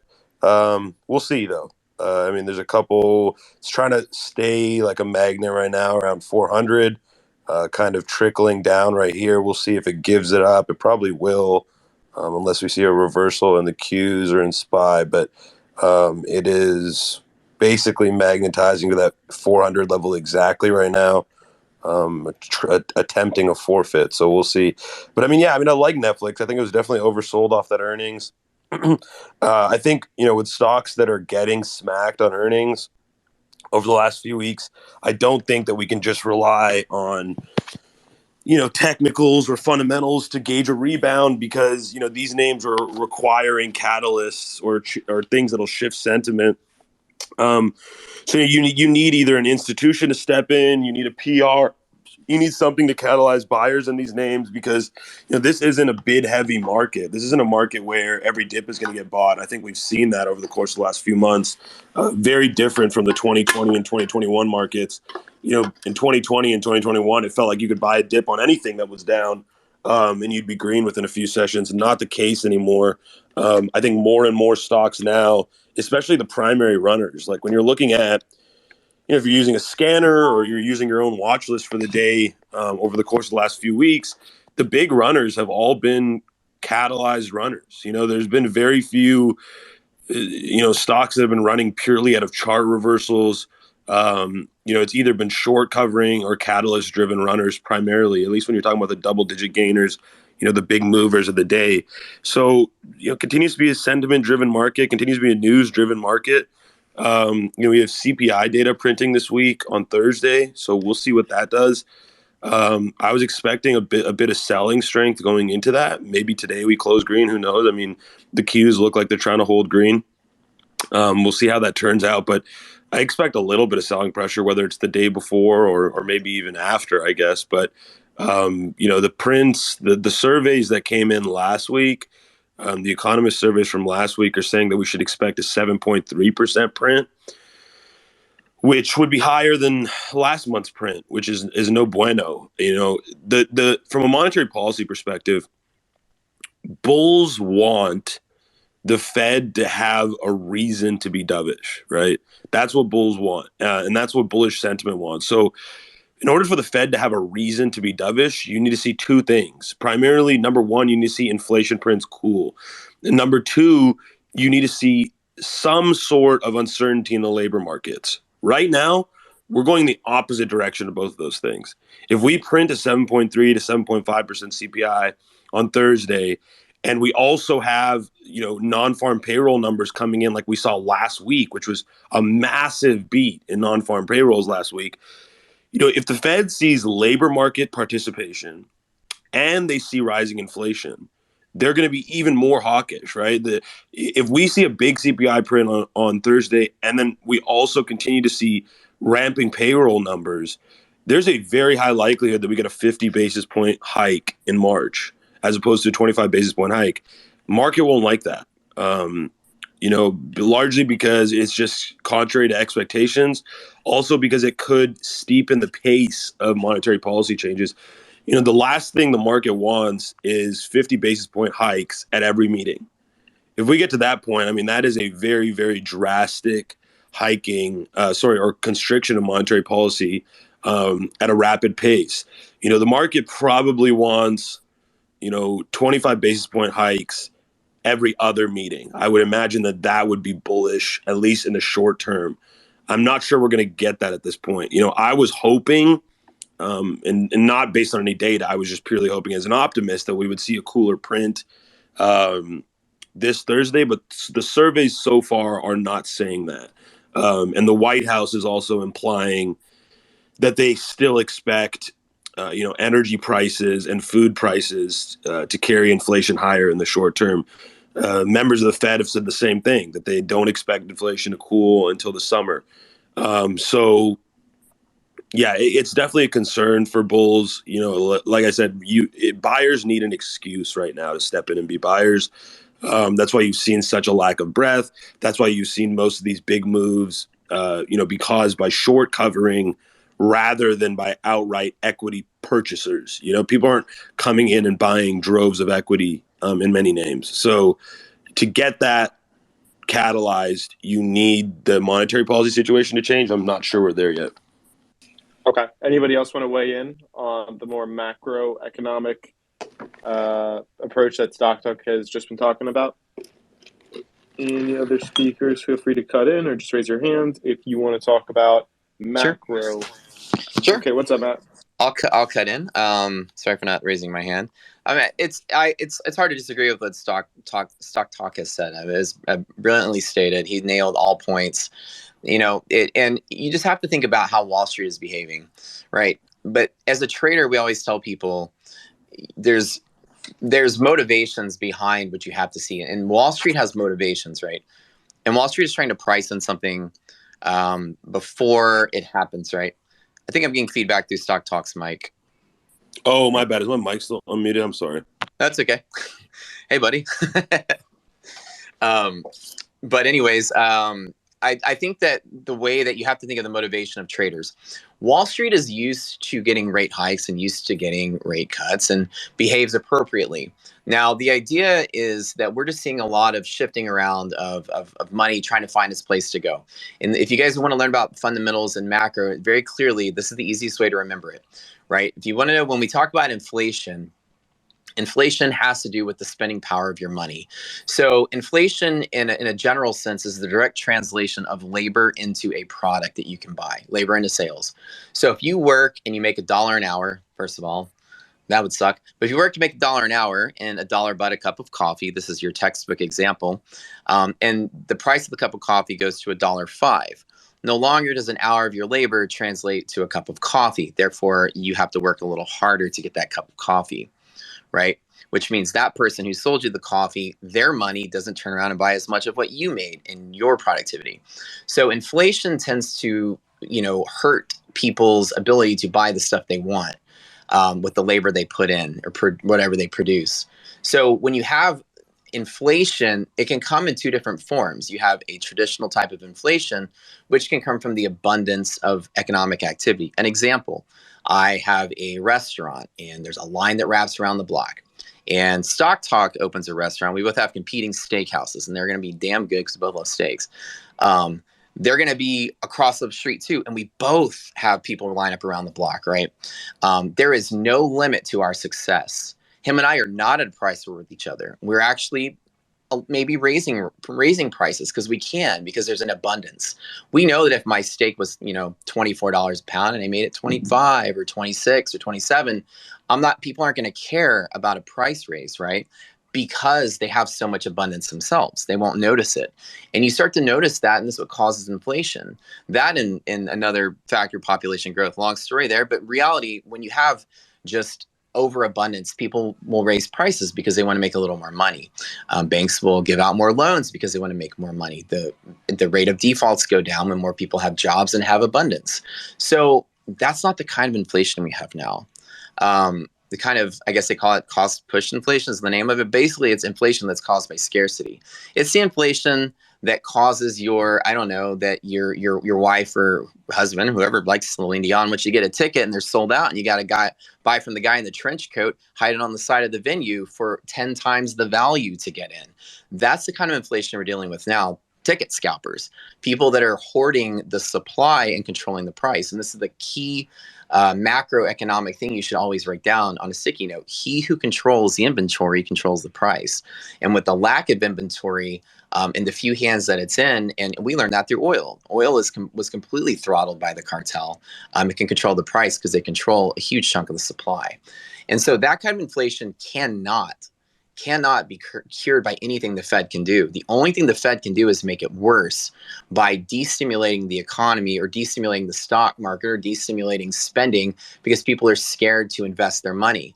When you invest your money in something that can equitably appreciate, then you're fighting inflation. Inflation is almost like a bucket with a hole in it. Your dollar or your spending power loses money by a certain rate. 2% of year is the Fed's target. So imagine a bucket that loses 2% of its volume a year.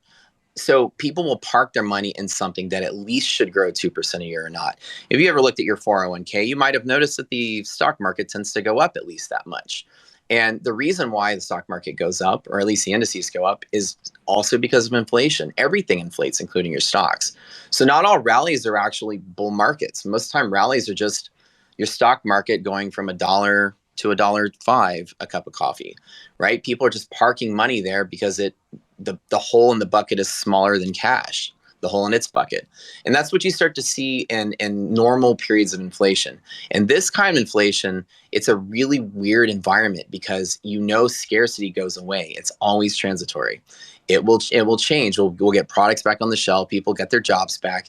And this kind of scarcity is cured by improvements in the labor market. The only thing that the Fed can do is tailor everything they can to not make people lose their jobs again. If they over tighten, the stock market tends to pull back. And if you're a company that's laid people off during COVID and you're now on the last kind of nail in your coffin financially, you can't get a loan because of this environment. It makes it hard for you to get a loan.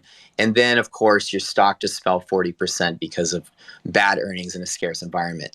Now you don't have the prospect of having capital to even afford to pay the people you wanted to come back who are at home because of COVID.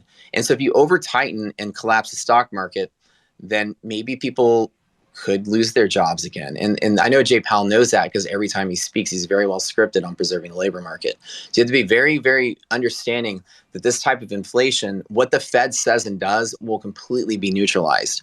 I don't believe any rate hikes are going to do anything but prove that they believe that the economy is recovering enough to support equities at this level.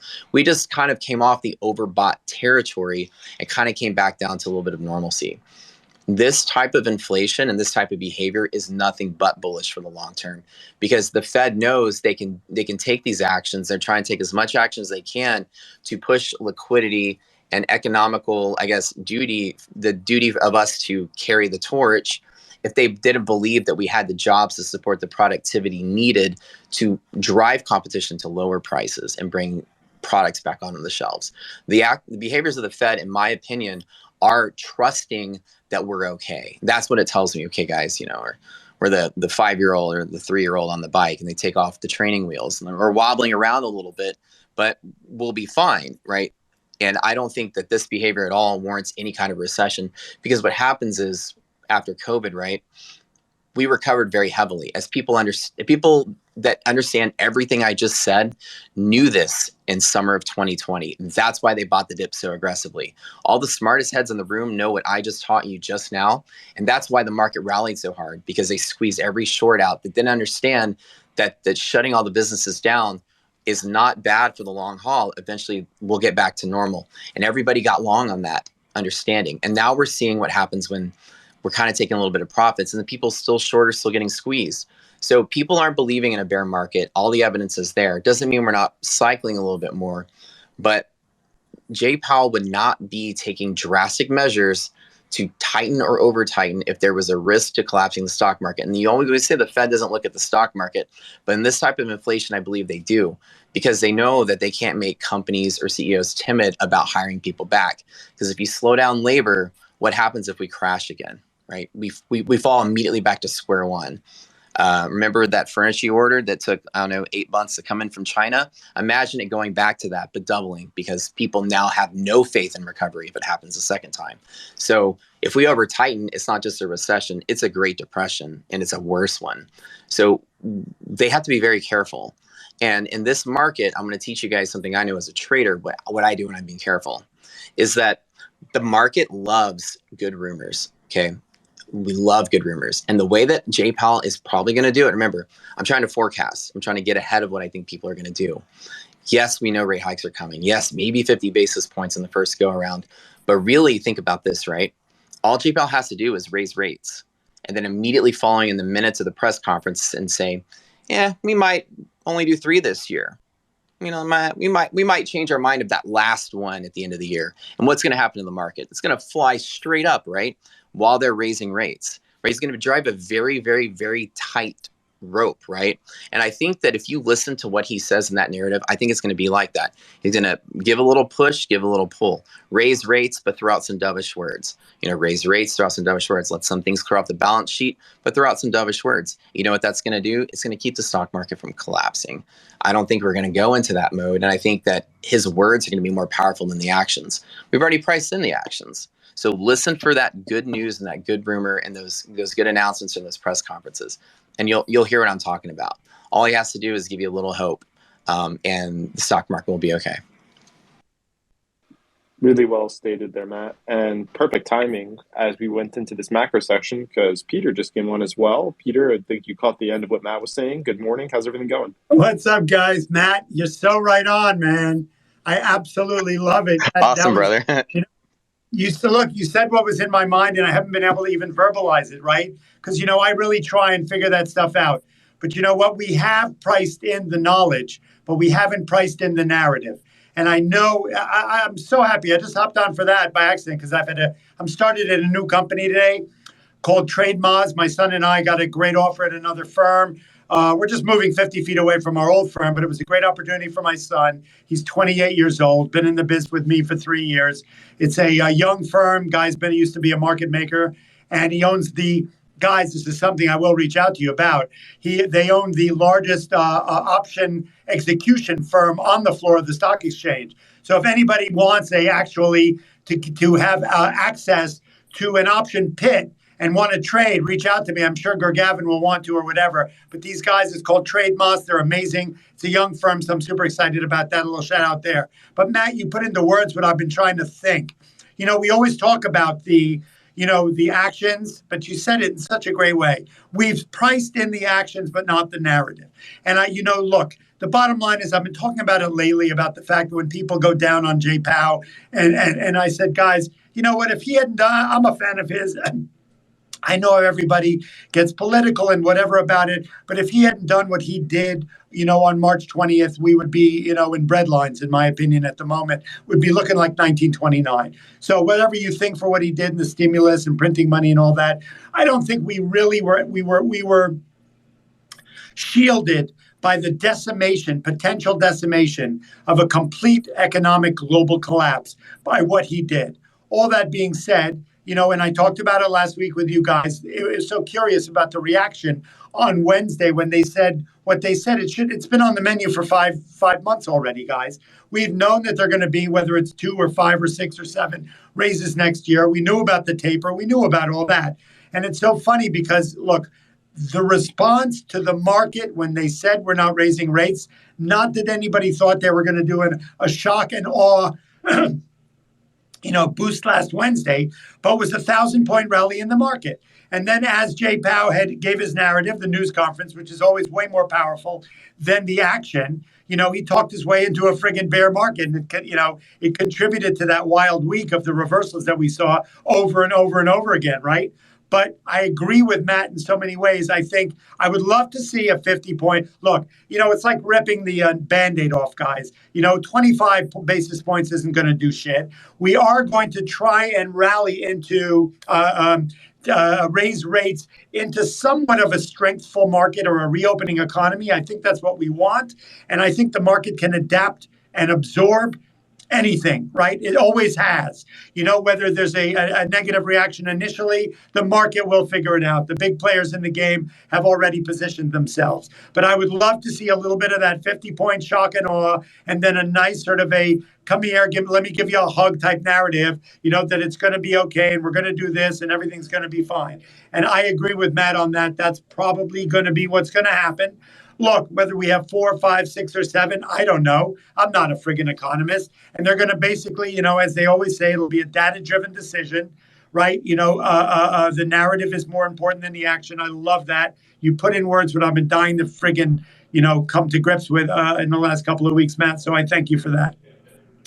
Thank you so much. That means a lot coming from you. Appreciate it. Honored, man. Look, guys, it's so hard to really understand. It's so hard to understand what's going on. So I've had my morning from hell. You move over to a new company, we're on the floor of the exchange. You've got to cancel this stuff and reopen this stuff and move mnemonics and reopen accounts at a new place. And you can't close one till you reopen the other, or you can't reopen till you close. And of course, Murphy's Law, anything and everything that can go wrong did. We did tests on Friday. Everything looked great. We came in this morning and we had no access to our handheld, no logins. It was a cluster F, I'm sorry to say. So I sort of did not hop on the call a little bit earlier. But as I was coming on, I wanted to have some sense of what the market was doing. And it's fascinating to see some of the price action. I mean, look at Facebook. Well, it's great to listen to the narrative. Obviously, we saw them really decimate the stock. And it's kind of curious. I've never seen it before. Then we saw a little bit of a dead cat bounce on Friday. And everyone's calling me going, yo, you told me not to do anything. Let it ride out its price action. And then, I saw it go down to 230, pop up to 238. And I'm going did I make a mistake? And we're right back down to 232, right? You look at Google. I tried to analyze what stocks do when they announce a stock split, and I sort of the research I found was one of the reasons they do rally into the split, even though it's kind of silly, is that it's a short cover because of what people are going to have to pay for the borrow that they had. And it wasn't the biggest short position, on Wall Street by any means. There's not a lot big short position on Google, but we've seen it. What did it get up to? 3,200. Now it's back down to the 28s. So the price action, a lot of the names are curious. We saw the chip makers rally up big time today. We saw some of the other names sort of doing the kangaroo move. So I'm just fascinated to watch what happens. It's only the morning. The market is sort of it's tamped down by any kind of a big move right now. But I'd love to hear what you guys have to say. Love it. Evan or Stock Talk, do you guys want to weigh in on that? I can come in if I do have a side question, but it would kind of bring us a little bit off this topic. So if anyone else did want to comment on that, totally leave it open. I'll come in after for a question. Stock Talk, any macro thoughts in relation to what Peter said? Sorry, I was looking at my watches. I didn't hear everything that Peter said, but yeah, I mean, I kind of spoke on it earlier. It's just, this is an environment where, viewing stocks in a technical or fundamental vacuum doesn't work. If you don't have awareness about the yields, awareness about the monetary policy, you're going to be behind the ball on rotations, and you're going to be behind the ball on rudders as well. So, sentiment's the leading indicator in a market like this, and it's driven by monetary policy primarily, and then behind the curve on rotational themes and trends. So, people are going to argue and tell you that you can trade this market, in a vacuum. I just don't believe that. Intraday, potentially, if you're purely day trading and you're just, day trading from a technical perspective, yeah, you can do that. But if you're holding anything overnight or swinging anything, and you're not aware of the course of monetary policy, you're not aware of how yields are reacting, you're not aware of, what the next steps are. Like a lot of people that I talked to over the weekend, in my Discord, a lot of traders I talked to over the weekend didn't even know that CPI was printing this week, right? A trader who's trading in this environment and you're not checking the economic calendar weekly, you should be. And if you check the economic calendar weekly and you see events that you're not familiar with, right? Like there's still new traders that have been trading for the last 2 years that still don't know what CPI is. They don't know what PPI is. They don't know why it matters to the Fed. They don't know how it would affect Federal Reserve policy. These things may seem like superfluous information to you. It may feel like, oh, I don't need to know that to trade. And maybe potentially you don't if you're purely trading intraday and you want to, be ignorant to the larger macroeconomic events. Sure, maybe you'll be able to survive that. But if you want to swing trade and if you want to view this market holistically and be able to understand the lack of breadth, be able to understand why certain themes are hot, why is energy outperforming? Why have financials outperformed? When you want to understand those things, understanding the monetary policy will tell you exactly why. So, to me, it just makes you a better trader. Again, I know I say this repetitively. I am not in the school of thought that anyone should trade in a vacuum, whether you're a technical trader or a fundamental trader or an investor even. You should have a broader understanding of the economy and of macroeconomics. It will just make you better equipped in a market like this. You'll just better understand why sectors are moving, why other sectors are not, why high multiple names are dumping. I mean, look at the last 10 green days in the Qs and go look at the breadth of performance you had in growth and tech stocks. There's no breadth. So even when the indexes are green, you're seeing a massive lack of breadth, and you're seeing selling in names that might be related to or even fall under those indexes. Why is that? That's because of a tightening monetary policy and a tightening liquidity overall. And if you understand that, then you'll better be able to justify it, and you won't be deer in the headlights confused as to why certain names that you may like are selling off or why certain rotations are happening. So, education is the best tool in a market like this. I've been really trying to drive that home through my Twitter page and my Discord. But the more you know in a market like this, the more you will feel more certain about the decisions you're making and less, confused. I know people that have been rotating just purely by taking money off the table because they're so confused at the price action. If you just take, you don't even need to spend more than a weekend on this, right? This isn't esoteric information. I know a lot of the terms that are thrown around about yields and, quantitative tightening and, interest rate hikes. Some of this information or terms might sound, highbrow or esoteric to new traders. The reality is it's not hard to learn these things. They're just simple terms, simple concepts. You can jump on Investopedia. You should be looking up, like, if you're a new trader, every single time you hear a term you don't know what it means, get on Google, get on Investopedia, learn what it means. This is how you slowly but surely build your knowledge base as a trader. And next time you're in an environment where we have a tightening monetary policy, you'll know exactly what's going on and you'll know why. And it will make you so much better equipped. So please do yourself the favor, if you're a new trader, of educating yourself on these things. I know it's boring, or it may come across as boring. Some of you just want to click buy and sell buttons all day. But if you want a proper fundamental understanding of the market and why certain sectors outperform others, it's very, very important to know these things. Yes, Peter. You completely also put into words what I was thinking. That I have to just give you a huge shout out and kudos on what you just said to everybody, because you know what? I'm always a firm believer in using technicals to day trade, but you know what? This is a generational time where the information that you just talked about, everyone should be taking this opportunity. Look, we have 40 million new traders in the market over the last 2 years, and a lot of them think they have diamond hands, and a lot of them are doing a lot of wild, funny stuff. But the bottom line is, educating themselves about why stocks do what they do. That's kind of what I do. Is so important, right? And it doesn't mean you have to trade on it anticipatorily. It doesn't mean you're going to understand it at first. But trying to understand that stuff will give you a longer term perspective on why things do what they do, why stocks do things, why sectors do things. And it will, look, what I love about my job is it's something I love to do. It gets me up in the morning. And, when something gets my attention, I love to pay attention and learn. You can get lucky in this market hitting a button, a buy button or a short button, when the FOMO or the hype goes in your direction and whatnot. But you're going to go to the well one or two times and make some money, and then it's going to really blow up in your face unless you really understand it.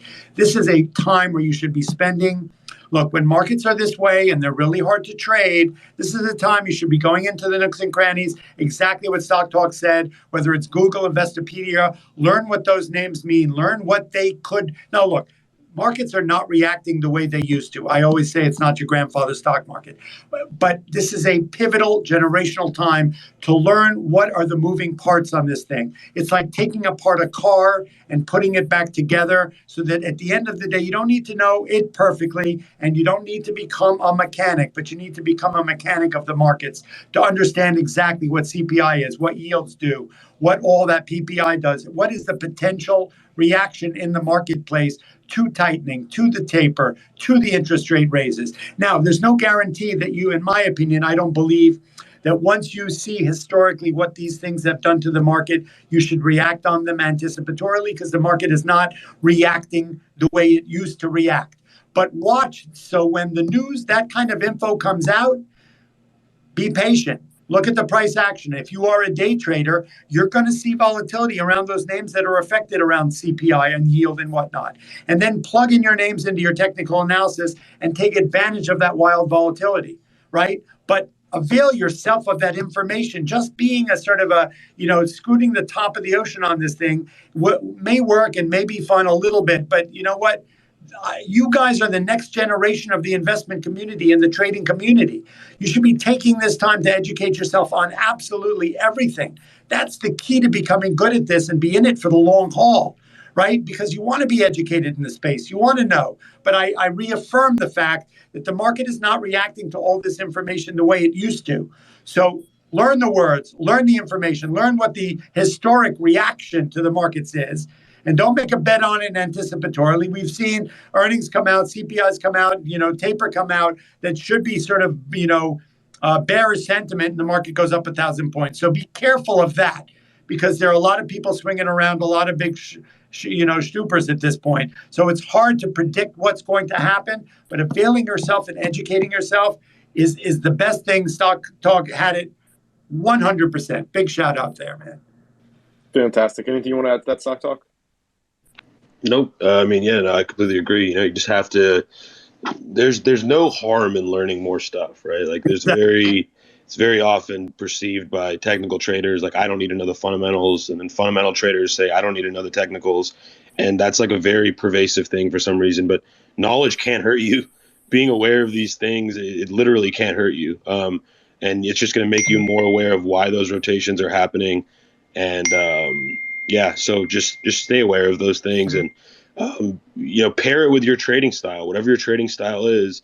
Having a little bit more knowledge about the broader financial ecosystem is going to make your trading decisions, whether you're getting in or out of plays, what sectors you're trading. You're going to just have so much more clarity and confidence with the decisions you're making when you're aware of the broader financial ecosystem. And so, yeah, I mean, again, it's not hard to learn, guys. If I can learn it, if Peter can learn it, if Vegas, Juicy, Danny can learn it, like any of you can learn it too. We don't have some, special ability to do it. It's just a matter of putting in the work, learning the terms, and learning the impact. And going back and looking at the historical reactions, like Peter said, go look, briefly at previous monetary policy tightening historically, and look how it affected stocks, and you'll have a much tighter understanding of what's happening now. Yep, that definitely makes sense. Okay, yeah, I mean, I think we hit on a lot of great macro points. We talked a little bit about the Fed. I think, Stock Talk, you laid out several items that people should be paying attention to, in reports and economic calendars and other areas. Peter, if anybody hasn't already checked him out, has been working on the floor of the New York Stock Exchange for 35 years. Fantastic connection to make if anybody is in the crowd. I see Jay Woods is in the crowd too. Would love to get him up here if he's able to join for a minute and chat with us. I'm sure you'd love that, Peter. Okay, Evan. Peter. Jay Woods is the man. I'll say one last quick thing, guys. There's a new app that came out this morning called Quant Data. It's been on board for a while. They do unusual option activity. They source the information directly from the exchanges. They're not like a lot of the horseshit guys out there, just reposting other people's information. It just became an app on iOS, Apple this morning. Two young people I'm partnering up with. They're the real deal, guys. So check out, there's a 7-day free trial. Quant Data, if you guys are trading options and you want to know what the big guys know and what the big guys are doing, it's actually, once again, a great educational tool. And so I recommend you check it out. And I recommend you check out Jay Woods. He's the man. It's cool that they have an app now. I actually use Quant Data every day, personally. So that is my go-to. I just like the interface. Okay, Evan, we're coming up on 2 hours here. Are there any other topics that we want to throw in? Maybe anything looking ahead to earnings or anything like that? I mean, there's not much going on right now. We are kind of a lot of stuff in the market tends to happen before the market's open, around that open period, and then we tend to pick back up around the close in that power hour.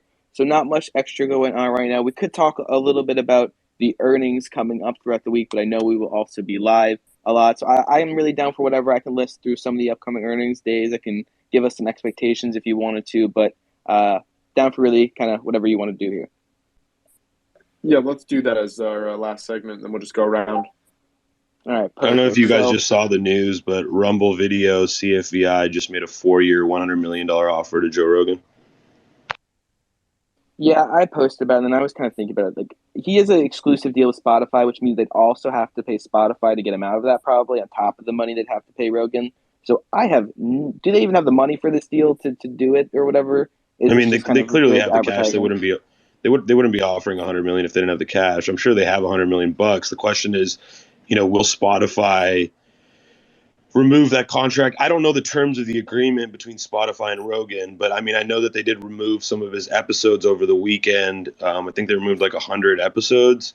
So there's definitely, a clash there. I don't know what the terms of Rogan's contract with them are. And if, them removing episodes constitutes an ability for him to get out of the contract, that could potentially be. Huh? It was at his request. He requested the episodes be removed. Oh, really? I didn't know that. Okay, well, then that changes it, I guess. But, yeah, I mean, it clearly is catalyzing the stock either way. When they drop that PR, the stock shot up 20%. So it's clearly causing moves. But, yeah, I mean, I agree with you. I mean, it's just a public offer at this juncture. We don't know if Rogan will take that or not, or if he even can. So we'll see. Did you guys hear that he got offered? Hi, guys. How's it going? Hey, Tara. Hey, sorry, my voice is terrible. I'm super sick right now, but Did you guys see that he got offered a deal with Rumble, Joe Rogan? Yep, that's what we're going over. Yeah, that's what we were just Okay. talking about. I was just making sure. I came in a little bit late. I honestly could just be wrong here, and we'll see what happens from it. I think this is penny stock marketing. We're coming out here trying to get our voice linked with a big topic. This makes sense from the perspective of just in a perfect world, but he already has an exclusive deal with Spotify. There's gonna be a lot of money behind that to get him out of the deal with Spotify, and then you have to pay Joe Rogan. So this feels like one of those things that's just, let's link ourselves with it. Let's be a random company that says the metaverse. Let's be Rumble and say Joe Rogan during this peak time of his voice and name in the news. Except 22%, so I guess it worked. I mean, bad publicity is still publicity. So yeah, that could be it. I think it's good publicity for Rumble, and I think I'm not saying it's a bad move from them, but this is just what you do when you want your stock to move, not necessarily. I mean, maybe you just shoot that shot. Yeah, out I agree with that. It kind of feels right? like a PR pump more than anything. And listen, does it make sense in this weird, perfect world or whatever? I guess from the scenario and it links, maybe, but in the world we're in, I don't think it makes any sense or could ever happen. Okay, I can roll through a couple of the earnings. Yeah. Sorry. You want to roll through some of those? Yeah. So first, I'll give you some of the biggest ones, just date-wise. A great place to see a calendar each week is Earnings Whispers. Some of the data is interesting, but the pictures and graphics they do put out are really good to see a lot of this stuff. So today, after the close, we have earnings from Take-Two, video game maker. They own games like 2K, a couple other ones out there that I am blanking on for the minute, but I do know a bunch of them. Red Dead Redemption. We'll stop there though. Chegg. Then tomorrow we have Pfizer before the open, and then Peloton after the close, along with Chipotle, Lyft, and Corsair Gaming. Then Wednesday we have CVS Health, Canopy Growth, and then one of my names that I know no one in here is going to really care about, Madison Square Garden. They own the Knicks and the Rangers. They report before the open on Wednesday. Then after the close on Wednesday, we got one of the biggest ones of the week, and that is Disney. Then after that, we have also on Wednesday Uber, Twilio, Zynga, Sonos, MGM Resorts. Solid coverage there. Moving over to Thursday, we're going to have Twitter, Coca-Cola, Pepsi, Datadog, AstraZeneca, and Philip Morris before the open. I don't know if people are going to care about these, but Arcelor, I think the ticker's MT. I shouldn't have even tried the name. Tapestry, Canadian Goose, Canada Goose. Wow. That was a rough couple names right there, and then Global Payments. And then after the close, we have Affirm, Cloudflare, Canadian Zillow. Goose. Yeah, we're just going with it. Hey, listen, I've also noticed the self-deprecation after kind of helps a little bit. But Aurora, Expedia, Upwork, Dexcom, HubSpot, Callaway, Bloom Energy after close on Thursday. I've noticed this. People can talk about it. Tuesdays and Thursdays tend to be the largest earnings days, 100%. And then Friday, we're going to have really Under Armour, Cleveland Cliffs, I believe that is, but not too much there. And then also, side note, I have no idea when this is going to be, but shout out to Berkshire Hathaway and Warren Buffett for being the only company that I know that reports on the weekends. I don't know when that is, but they're going to report on a Saturday at some point. But yeah, back to you, Goff. Do we want some of the expectations for the largest earnings, or we can talk about it on future calls? Did we talk about Disney yet? Nah, I don't think too much. Let me just get the expectations, and then stock talk. If you have any thoughts for Disney or anything going into it, I know myself and Gav are on the opposite sides of it, so this will be a good one. But at Wednesday after the close, as I said, EPS is expected to come in at 63 cents, which is up 96.9% from last year. Obviously, the very COVID quarter, and then revenue is expected to come in at 20.96 billion, up just 29% year over year. Stock Talk, did you have any thoughts on Disney this week? Yeah, I mean, it's tough to obviously make earnings predictions in this climate, but I love Disney. I always have. I think it's phenomenal company. I think it's a little bit undervalued on the multiple side as well, considering the fact that, they've penetrated the digital streaming space very well. They have a ton of IP to continue to create content. Their Star Wars content has been great. I know that's just anecdotal, but that they just have so much IP. I've kind of talked about this before. The digital content game is really an arms race. It's about who can put out, a consistent stream of content, new content regularly. And I think Disney has proven they can do that. And I think the platform, at least from a digital streaming perspective, is just going to get better from here. I think another thing that analysts are potentially overlooking is the reopening of the parks as well, as COVID normalizes and more people are, willing to travel and go out. I think you're going to see a massive resurgence in the park business also. Combined with the fact that I think, again, they're being discounted and not being given enough credit for the digital streaming side of the business. I've owned Disney for several years in my IRA, but, I haven't added any more shares this year so far. If we get a big dump on earnings, I probably will look to add more shares. But again, I don't play earnings, so I don't want to say that I want to play these earnings, but I am kind of tempted to play these. We'll see what the flow looks like going into the day before, and we'll see how bullish or bearish the market is. If we see a big sell-off the day of earnings before, I might look to play them, largely because I regret not doing that with Amazon. Before the Amazon earnings, stock was down like 9% headed into earnings. I kind of felt like being a contrarian in that environment, in a place where it feels like the sell-off is done before the earnings. If we see a similar price action with Disney headed in, I might look to take calls, but not 100% sold on that idea yet. I want to watch and see the flow for the rest of the week. But yeah, we'll see walking in. But I love Disney as a company. I think it's one of the more undervalued, mega caps that we have on the market. So we will see. But no direct opinion on a beat or a miss. I just want to see what the flow looks like going into those earnings. Two quick notes. The numbers are expected to come out around 4:05 p.m. Eastern on Wednesday, so be on the lookout for that. And then second of all, I would actually up the ante on the Star Wars content. I will say the Book of Boba Fett has been fantastic so far for anyone watching. Shout out to that coming back on Wednesday. But yeah, back to you, Gov.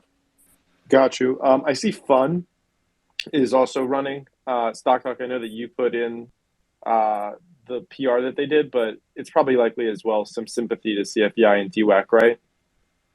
Yeah, there's sympathy to DWAG, but it was like people were telling me this morning, they're like, "Do you have insider information?" I was like, "No, I don't have insider information." But last night, Brad Pascal, who is Trump's 2020 campaign manager, he was on Twitter Spaces last night, and he literally said word for word, Fund is going to have a PR tomorrow morning. So I was like, all right, well, that's pretty simple and straightforward. So I bought it in pre-market at 3 a.m. and it blew up. So it was one of the easier trades I've taken in a long time.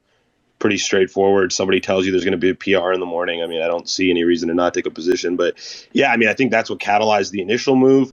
And I think it's holding up the move because of how strong DWAC is today. With this kind of price action, we probably see DWAC over 100. I want to be patient here. I do want to get short DWAC, but I'm waiting for the right time. Stock is massively overvalued. I know it's a cult stock. Obviously, diehard Trump supporters are willing to buy this at any price, and that's fine. But I think there's going to be a big valuation shock once the deal details come out and the valuation details come out. So I'll wait for that to happen before I go short. For those who remember Lucid, pretty much the exact same thing happened. Lucid ran from 10 to 65 before the deal details dropped. Then the deal details dropped, and it dropped from 65 to like 30 within a session and a half. So, I think there's going to be a similar type big drop for DWAC. I'm not rushing into puts right now. The relative strength is crazy. I don't want to, fight the move right now, but once this gets over 100, maybe pushes 110, once it starts getting close to those all-time highs, I'm going to start looking at that. The launch date was supposed to be February 21st, but it's been kind of revised to the quote-unquote end of the quarter. So we'll see if they actually end up launching on the 21st or if they push that launch date maybe to the end of the quarter in March. So we'll see what happens there. But I want to play these on both sides, right? Like I like playing the run-up and the downside. On the run-up on DWAC, I haven't played DWAC itself. I've been playing CFVI and Fun as sympathy trades. I think they give you better entries because they lag the move a bit. And, obviously the contracts aren't as jacked up on IV as DWAC contracts are. Whenever I see a play that's super jacked up on IV and all the premiums are inflated, I try to look for sympathies instead. For example, with Amazon last week, right? Like instead of playing Amazon outright, you could have played XLY where the premiums were much cheaper. Amazon makes up 22% of that index. There's always an exposure you can find, and this is, I think, a really good tip for new traders. If there's a play that's running, that's blowing up, and the contracts are super inflated, and you don't want to chase it or overpay, look for another play that is likely to run as a sympathy, or look for an ETF where that stock you're trading is a major component of the ETF. And that's a way you can get indirect exposure to the stock without overpaying for contracts, without chasing the move. So, that's sympathy trading in a nutshell. But that's the sympathy trading is the easiest, most straightforward way to not have to chase moves, to not have to overpay for contracts, and to not have to put yourself in a risky entry situation. So, try to build a watch list. For new traders, try to build a watch list where you have plays that are listed with their sympathies, so that when you see the primary play running, you immediately know what to buy to get exposure. And if you do that over time and you build a watch list of 20 or 30 different sympathies, you can literally eat your bread and butter from that list alone. For many years, all I did was sympathy trade. So if you can get to the point where that's all you need to do. It's a strategy that's completely self-sufficient if you build enough of these sympathy plays up, and you know enough of them where you can react decisively and immediately. So yeah, with DWAC, that's fun, and CFVI, we've seen those move today in response to it, also in response to their own catalyst. And there's those types of plays in every single sector. So be aware of those. Try to build a watch list that allows you to sympathy trade effectively. You won't regret it. Perfect. Okay, I think with that, we're going to go around, just start giving people some final comments, thoughts, if they want to weigh in on that. If there's another topic they want to throw in on any of the trades I made, we'll go through those. TSDR, I did see that you came up. Just wanted to see if there's anything that you wanted to add in here. Hey, how's it going? Yeah, today morning was pretty awesome. I mean, a lot of stocks respected their breakouts on daily levels. Most notably was the Unity software trade. I thought it was pretty easy how it held for the first about 5 minutes, and it kind of had this back and forth battle between the Bulls and the Bears. Really low volume, and that indicated to me. So I took it. For those of you guys that are in the Discord, I took it a little bit anticipatory before my trigger on the daily chart, and that was because this first candle was such low volume that to me it indicated a huge lack of sellers right away in the morning. So it kind of confirmed my bullish thesis almost for the day, or at least didn't confirm a bearish counterpart to it. So I took a trade on Unity software pretty early on. I thought the options on the 115 calls were really cheap relative to some other ones. And just in general, for the ATR that it has, average true range of $10, I thought going a little bit out of the money was pretty easy to do. Anyways, took this trade that ended up running really hard. And then, kind of sat on my hands for the next hour as we kind of, made a good move, used up a lot of range on the indexes and on a lot of the stocks, and just kind of sat back and watched, are we going to get some levels to hold, or are we going to pull back and roll red? And we never really got a decisive hold and follow through and continue to trend.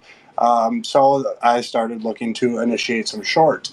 And earlier in the morning at about 10:25 to 10:30 a.m., we got a nice bounce on SPY off the lows of about 4 or 5 minute candles from 10:20 a.m. to 10:35 a.m. We got a pretty decent move on SPY for about $2. And I was looking for things that weren't participating.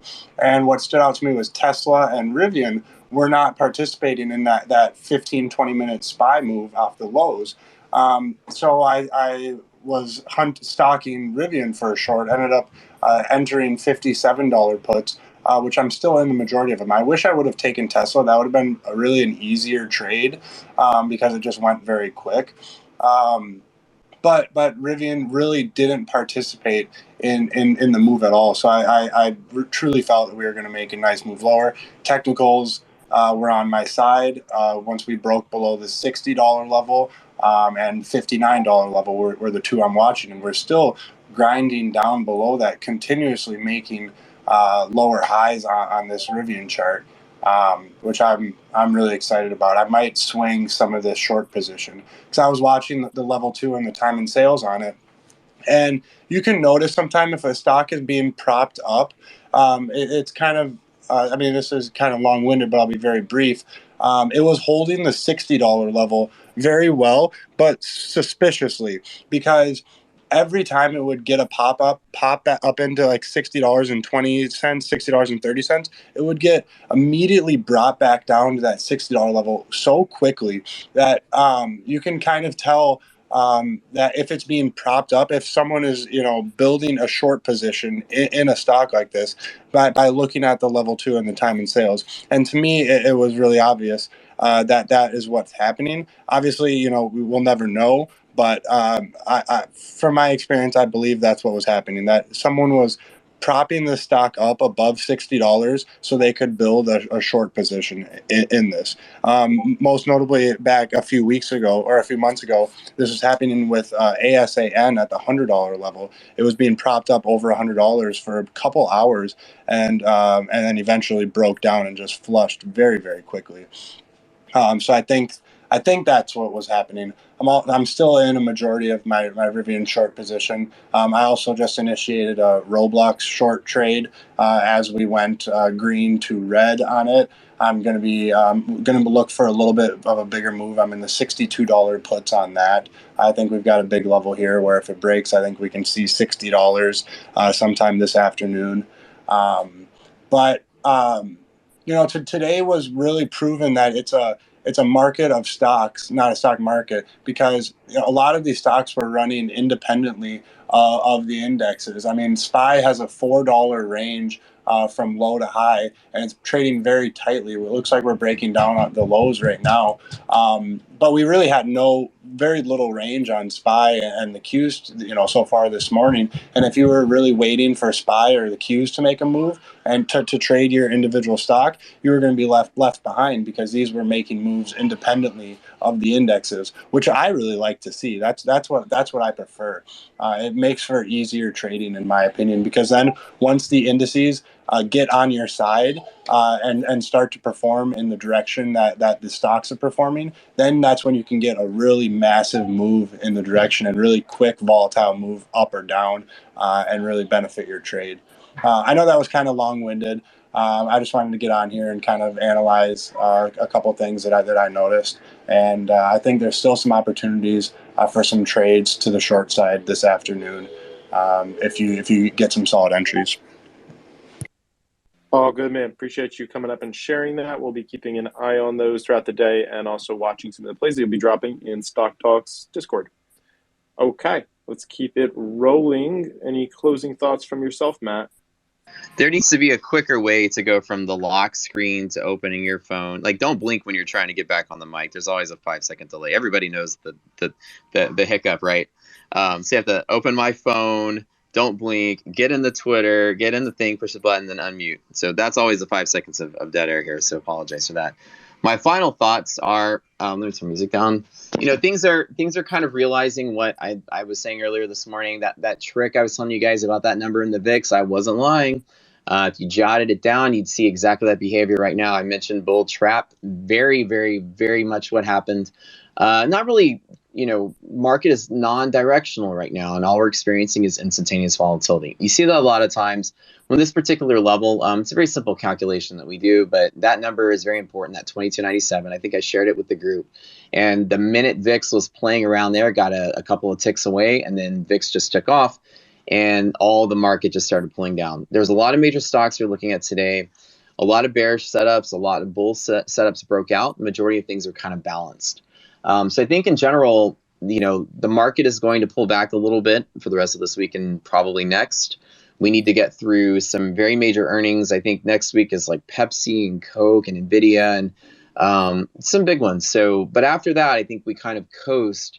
And as long as the market hasn't, and I say the market, as long as the S&P, because really, in general, we need to kind of zoom out and look at the entire stock market. I guess the broader market, and not just S&P stocks, but the Russell itself as well.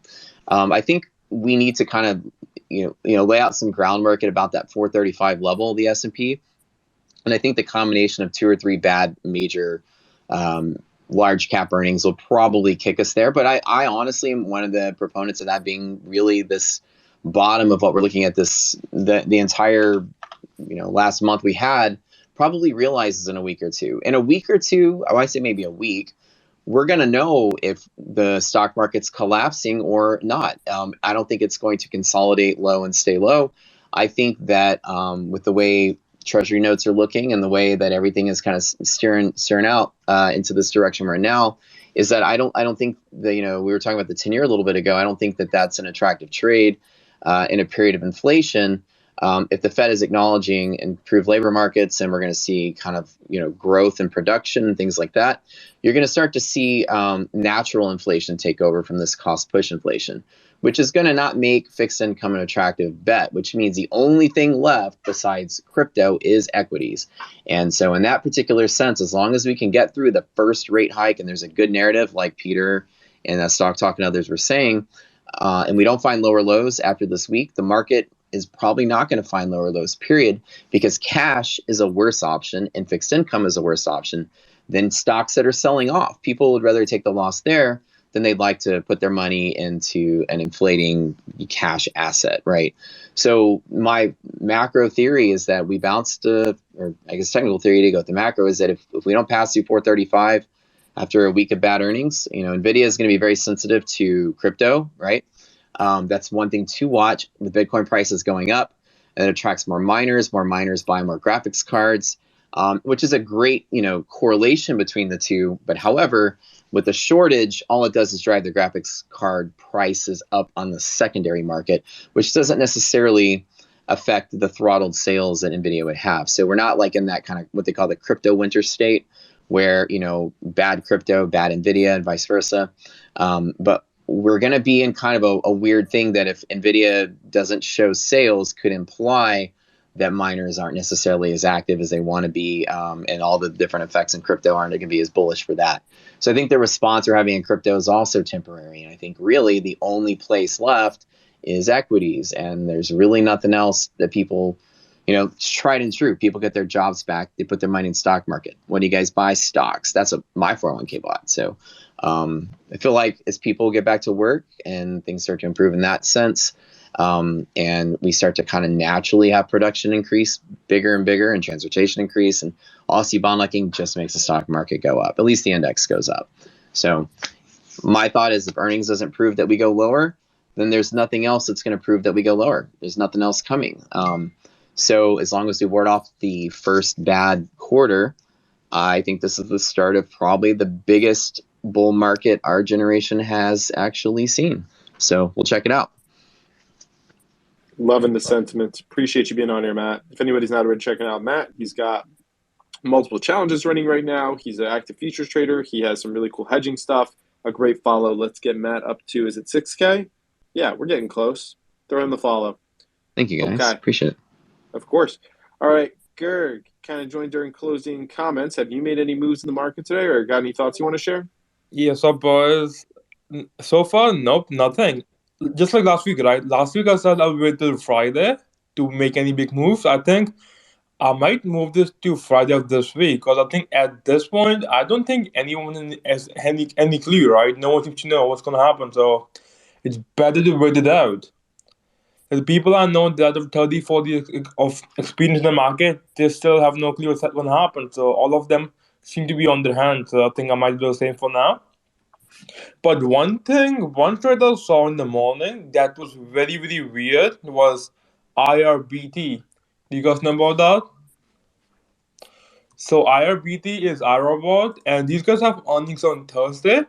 Right now the equity is $60, but someone bought in big for 80 calls for Friday. So someone wants a 30% move just to break even. So I was just looking at it right now. So IRBT 80 calls for Friday, and they have earnings on Thursday.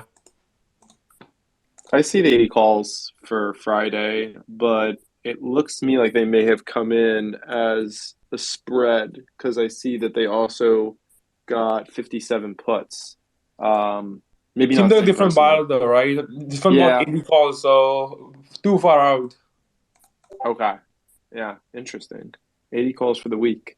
And this is What's at a 52-week low end. I don't like the stock. I think the stock is still expensive at 25 times earnings for our robot company. So yeah, this could definitely go lower. I like mean, even long term, in I would probably buy this at 30 bucks. That's a 50% move on the downside from this. But the only reason I'm looking at this is for the call. okay, yeah, I see that unusual activity. Okay. Anything else? Sure. I was Throughout looking to there? buy Facebook. Facebook hit the new 52-week low again. Usually, the rule of thumb is 3 days for most funds, but for me, I love to go a week after earnings to buy the dip.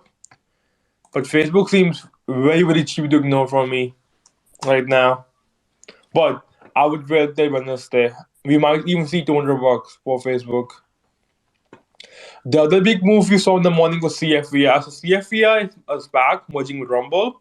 And Rumble offered Joe Rogan 100 million over 4 years. And the SPAC should net them around 400 million. So these guys are pledging 1/4 of the total raised capital to acquire Joe Rogan. So I think that's a dumb decision. They're just paying too much. If they have 2 billion, a billion, you might think, oh, 10% of the total amount, that's normal. But 25% to acquire Joe Rogan, I think they're overpaying a lot, right? I think they need to It focus. it Yeah. also would be more than the 100 million because they would have to get him out of the deal with Yep. Spotify, which would So cost for extra. that, So it'd be right, a for lot more. him to break Yeah, I that was just about to deal, say you that. have to pay a termination fees. I'm pretty sure. Like the deal isn't public. We know the amount was around 100 million, but for him to leave that seems like I don't think that will happen. Cause Spotify, I don't think they will let him go. Right? He's the most listened to podcast in the world. Like he gets 10 times people on CNN and Fox News every single day. So I don't think Spotify will let him go. But if they are paid enough and there's a clause in the contract, then let's say he can buy him out like 150 million, and all of that money goes to Spotify, not Joe Rogan, right? He loses money on that, and on top of that, I think this is an excellent marketing trick for Rumble, as I don't think he will leave. So great on their part. But other than that, I don't see that happening for now. Unless they raise the price and offer to buy him out of the contract. Yeah, I think those were a lot of things that we were kind of similarly assuming with CFVI. But okay, awesome, Greg. Appreciate the insight there. Going to keep it rolling because I do have a call coming up in about 15 minutes and just want to make sure we hit on everybody. Danny, any thoughts you would like to share with us? Yeah, just we're seeing obviously some weakness on SPY here from that 450 level. We did have a FIB cluster there that we failed at. So what I would suggest is just to be cautious. If we fall below 443.80, then we could see another wave C to the downside. And on prior weeks calls, I've been saying that we had an ABC retracement down to 420. Then we had a counter trend rally, ABC retracement back up to 457. And now with that gap down on Thursday, that 618 retracement at 453.15 is really acting as resistance here. So we need to get back over 453 to get that bullish hat back on. But right now, with weakness under 450, I think the conviction to me is more to the downside with this completed ABC counter trend rally back to the upside. So I think for me, it's more looking at seeing, can we hold for So 443 on SPY, and very similar to the Qs. We're sitting on top of a 456 1618 fib extension to the downside. So if we fail there, then I think we revisit the lows back from the third at 352, and then honestly from there it looks very similar to SPY. We could see another flush down to the downside. So yeah, I think it's really right now just focus on those individual names. Jets is looking pretty good, XPI is looking pretty good, and obviously the individual names that we've been mentioning all day. But we hit those highs, and now everything is coming back down.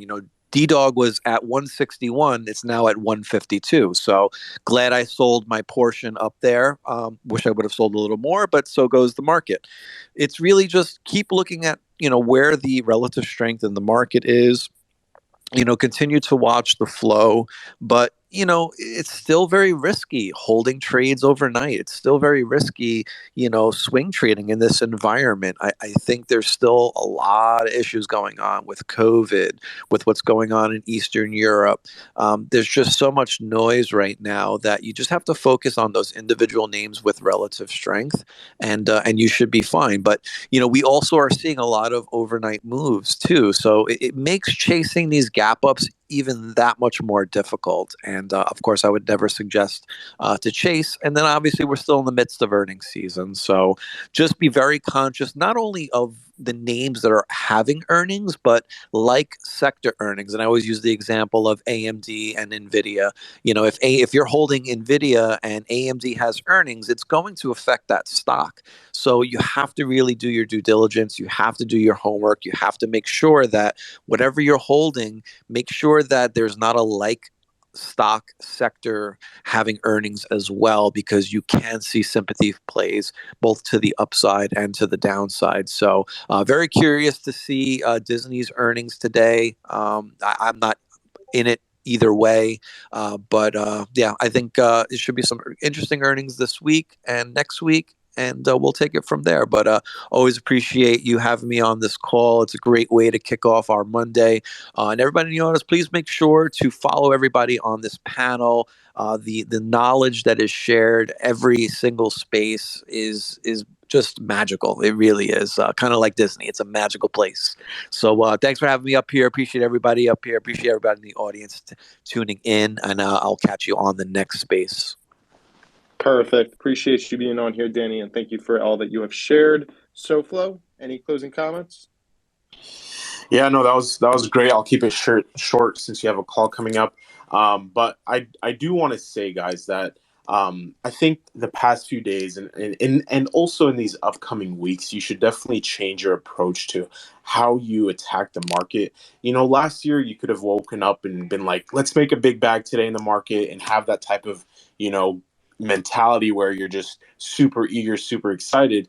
But I think the most important thing to do is just be patient. Be patient for whatever confirmation that you like to wait on.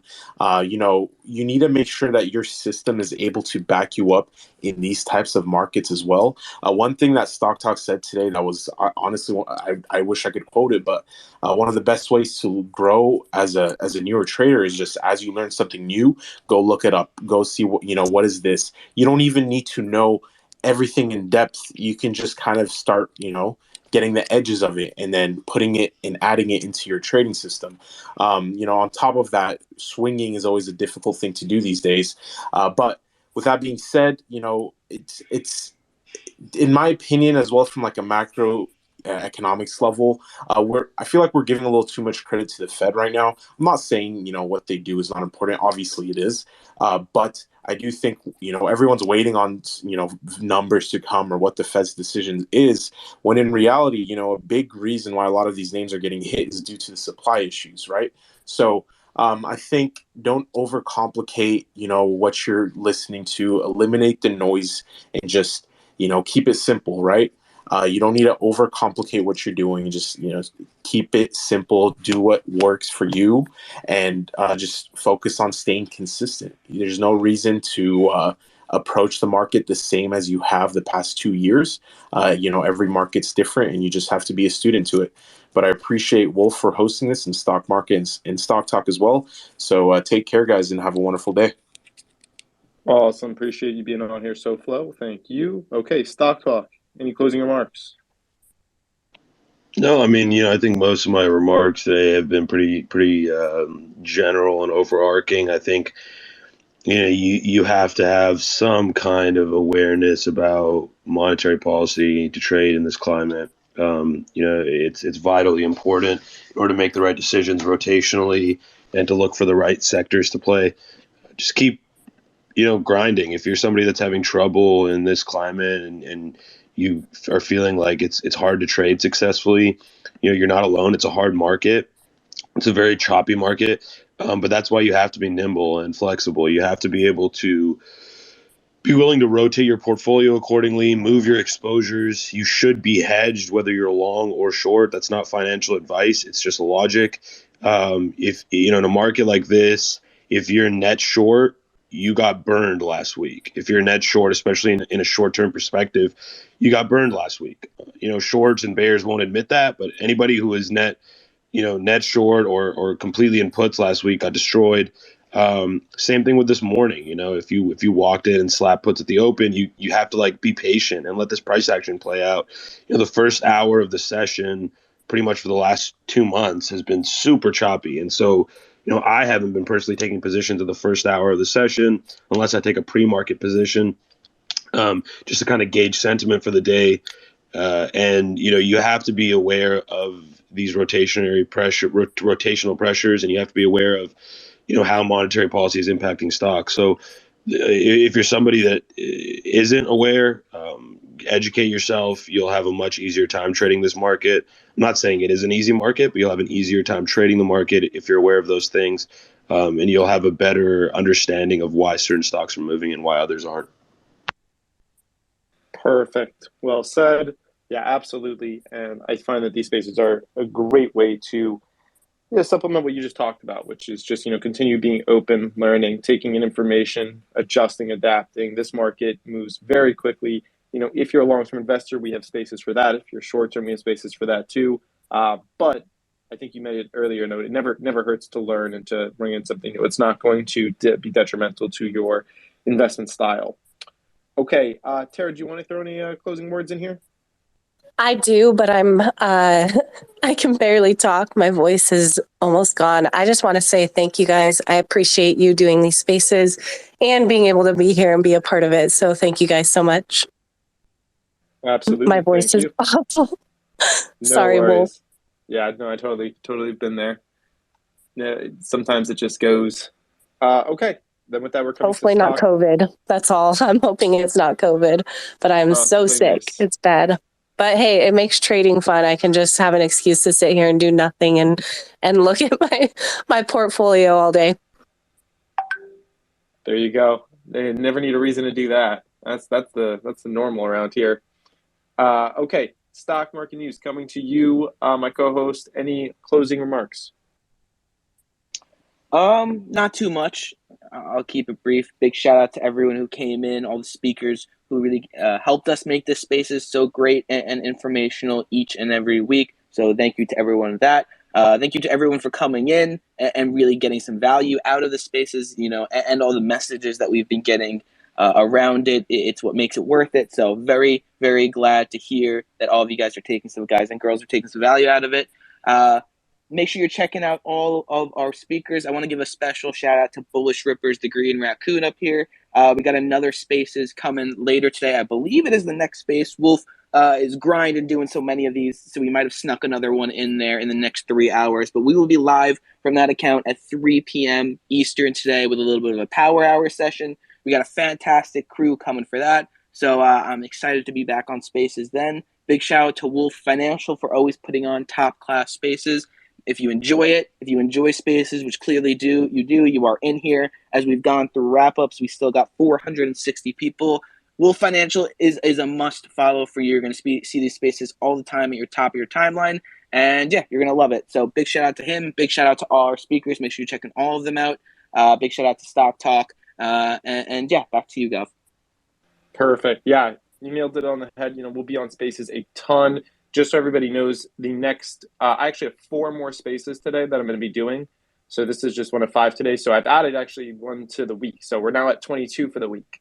But the next one that I will be doing is going to be in an hour and a half, and that's going to be a discussion on Bitcoin along with the Bitcoin spot. You'll have probably seen them. They do spaces all day on that. We have a really stacked lineup. We have some people from Hedgeye that are going to be there, Vailshire Capital, and more. And then at 3 p.m. EST every Monday, and you will want to be there. We do Power Hour with Bullish Rippers. You can see the Bullish Rippers account up here. It's the Green Raccoon. Definitely be following that account. Every Power Hour that we have done with that account has been green. We're going to be looking for a continuation. We have thrown out some great plays. We'll have a stack panel on that. Several people that are up here, including others, Sarge, Brad Freeman, Catherine Ross, Exclusive Trading. The Stocksman will be on there. So that will be an awesome Power Hour at 3. Then at 7 p.m. EST, I'm doing a NFT space on how to build an organic community. I think people, powerful thing nowadays is actually building it from the ground up and not just, throwing in a whole bunch of influence. And so we have some cool speakers that will be on that. Alex Stemp, who has almost 20 million on TikTok. Legend, some of y'all know him as Post at Legend. Cross is going to be on there. He's got a Bored Ape as his profile picture, and I'll be co-hosting that with Ask Dash and Wall Street Memes. Stock Market News, maybe you'll hop into for a few minutes. We will be doing a giveaway. We bought a bull over the weekend, a NFT Wall Street bull, and we'll be giving that away. I think it looks pretty cool. And then at 9:30 p.m. EST, I'll be back on with actually a pretty stacked lineup. I won't be hosting. I will just be a speaker on this, but this is going to be with, this account is called Gandalf_NFT. And honestly, just a very stacked lineup. I think, Tara, you're going to be on that at 9:30 p.m. EST tonight. Keith, KO Kid will be on. NFT Update will be on there. Commander Crypto. Steve Ryan online, and Adele D. Meyer will be on that with us. And that will be kind of like a marketing space around marketing with influencers. So plenty to go on for today. Again, if you want to be added to our spaces calendar and join 3,000 plus other investors, all you have to do is DM me your Gmail, and I will add you to that ASAP. I see there are some people already kind of in that queue, and I will get them on there. And as long as you're following myself and the other co-hosts, you'll see most of our spaces at the top of your timeline.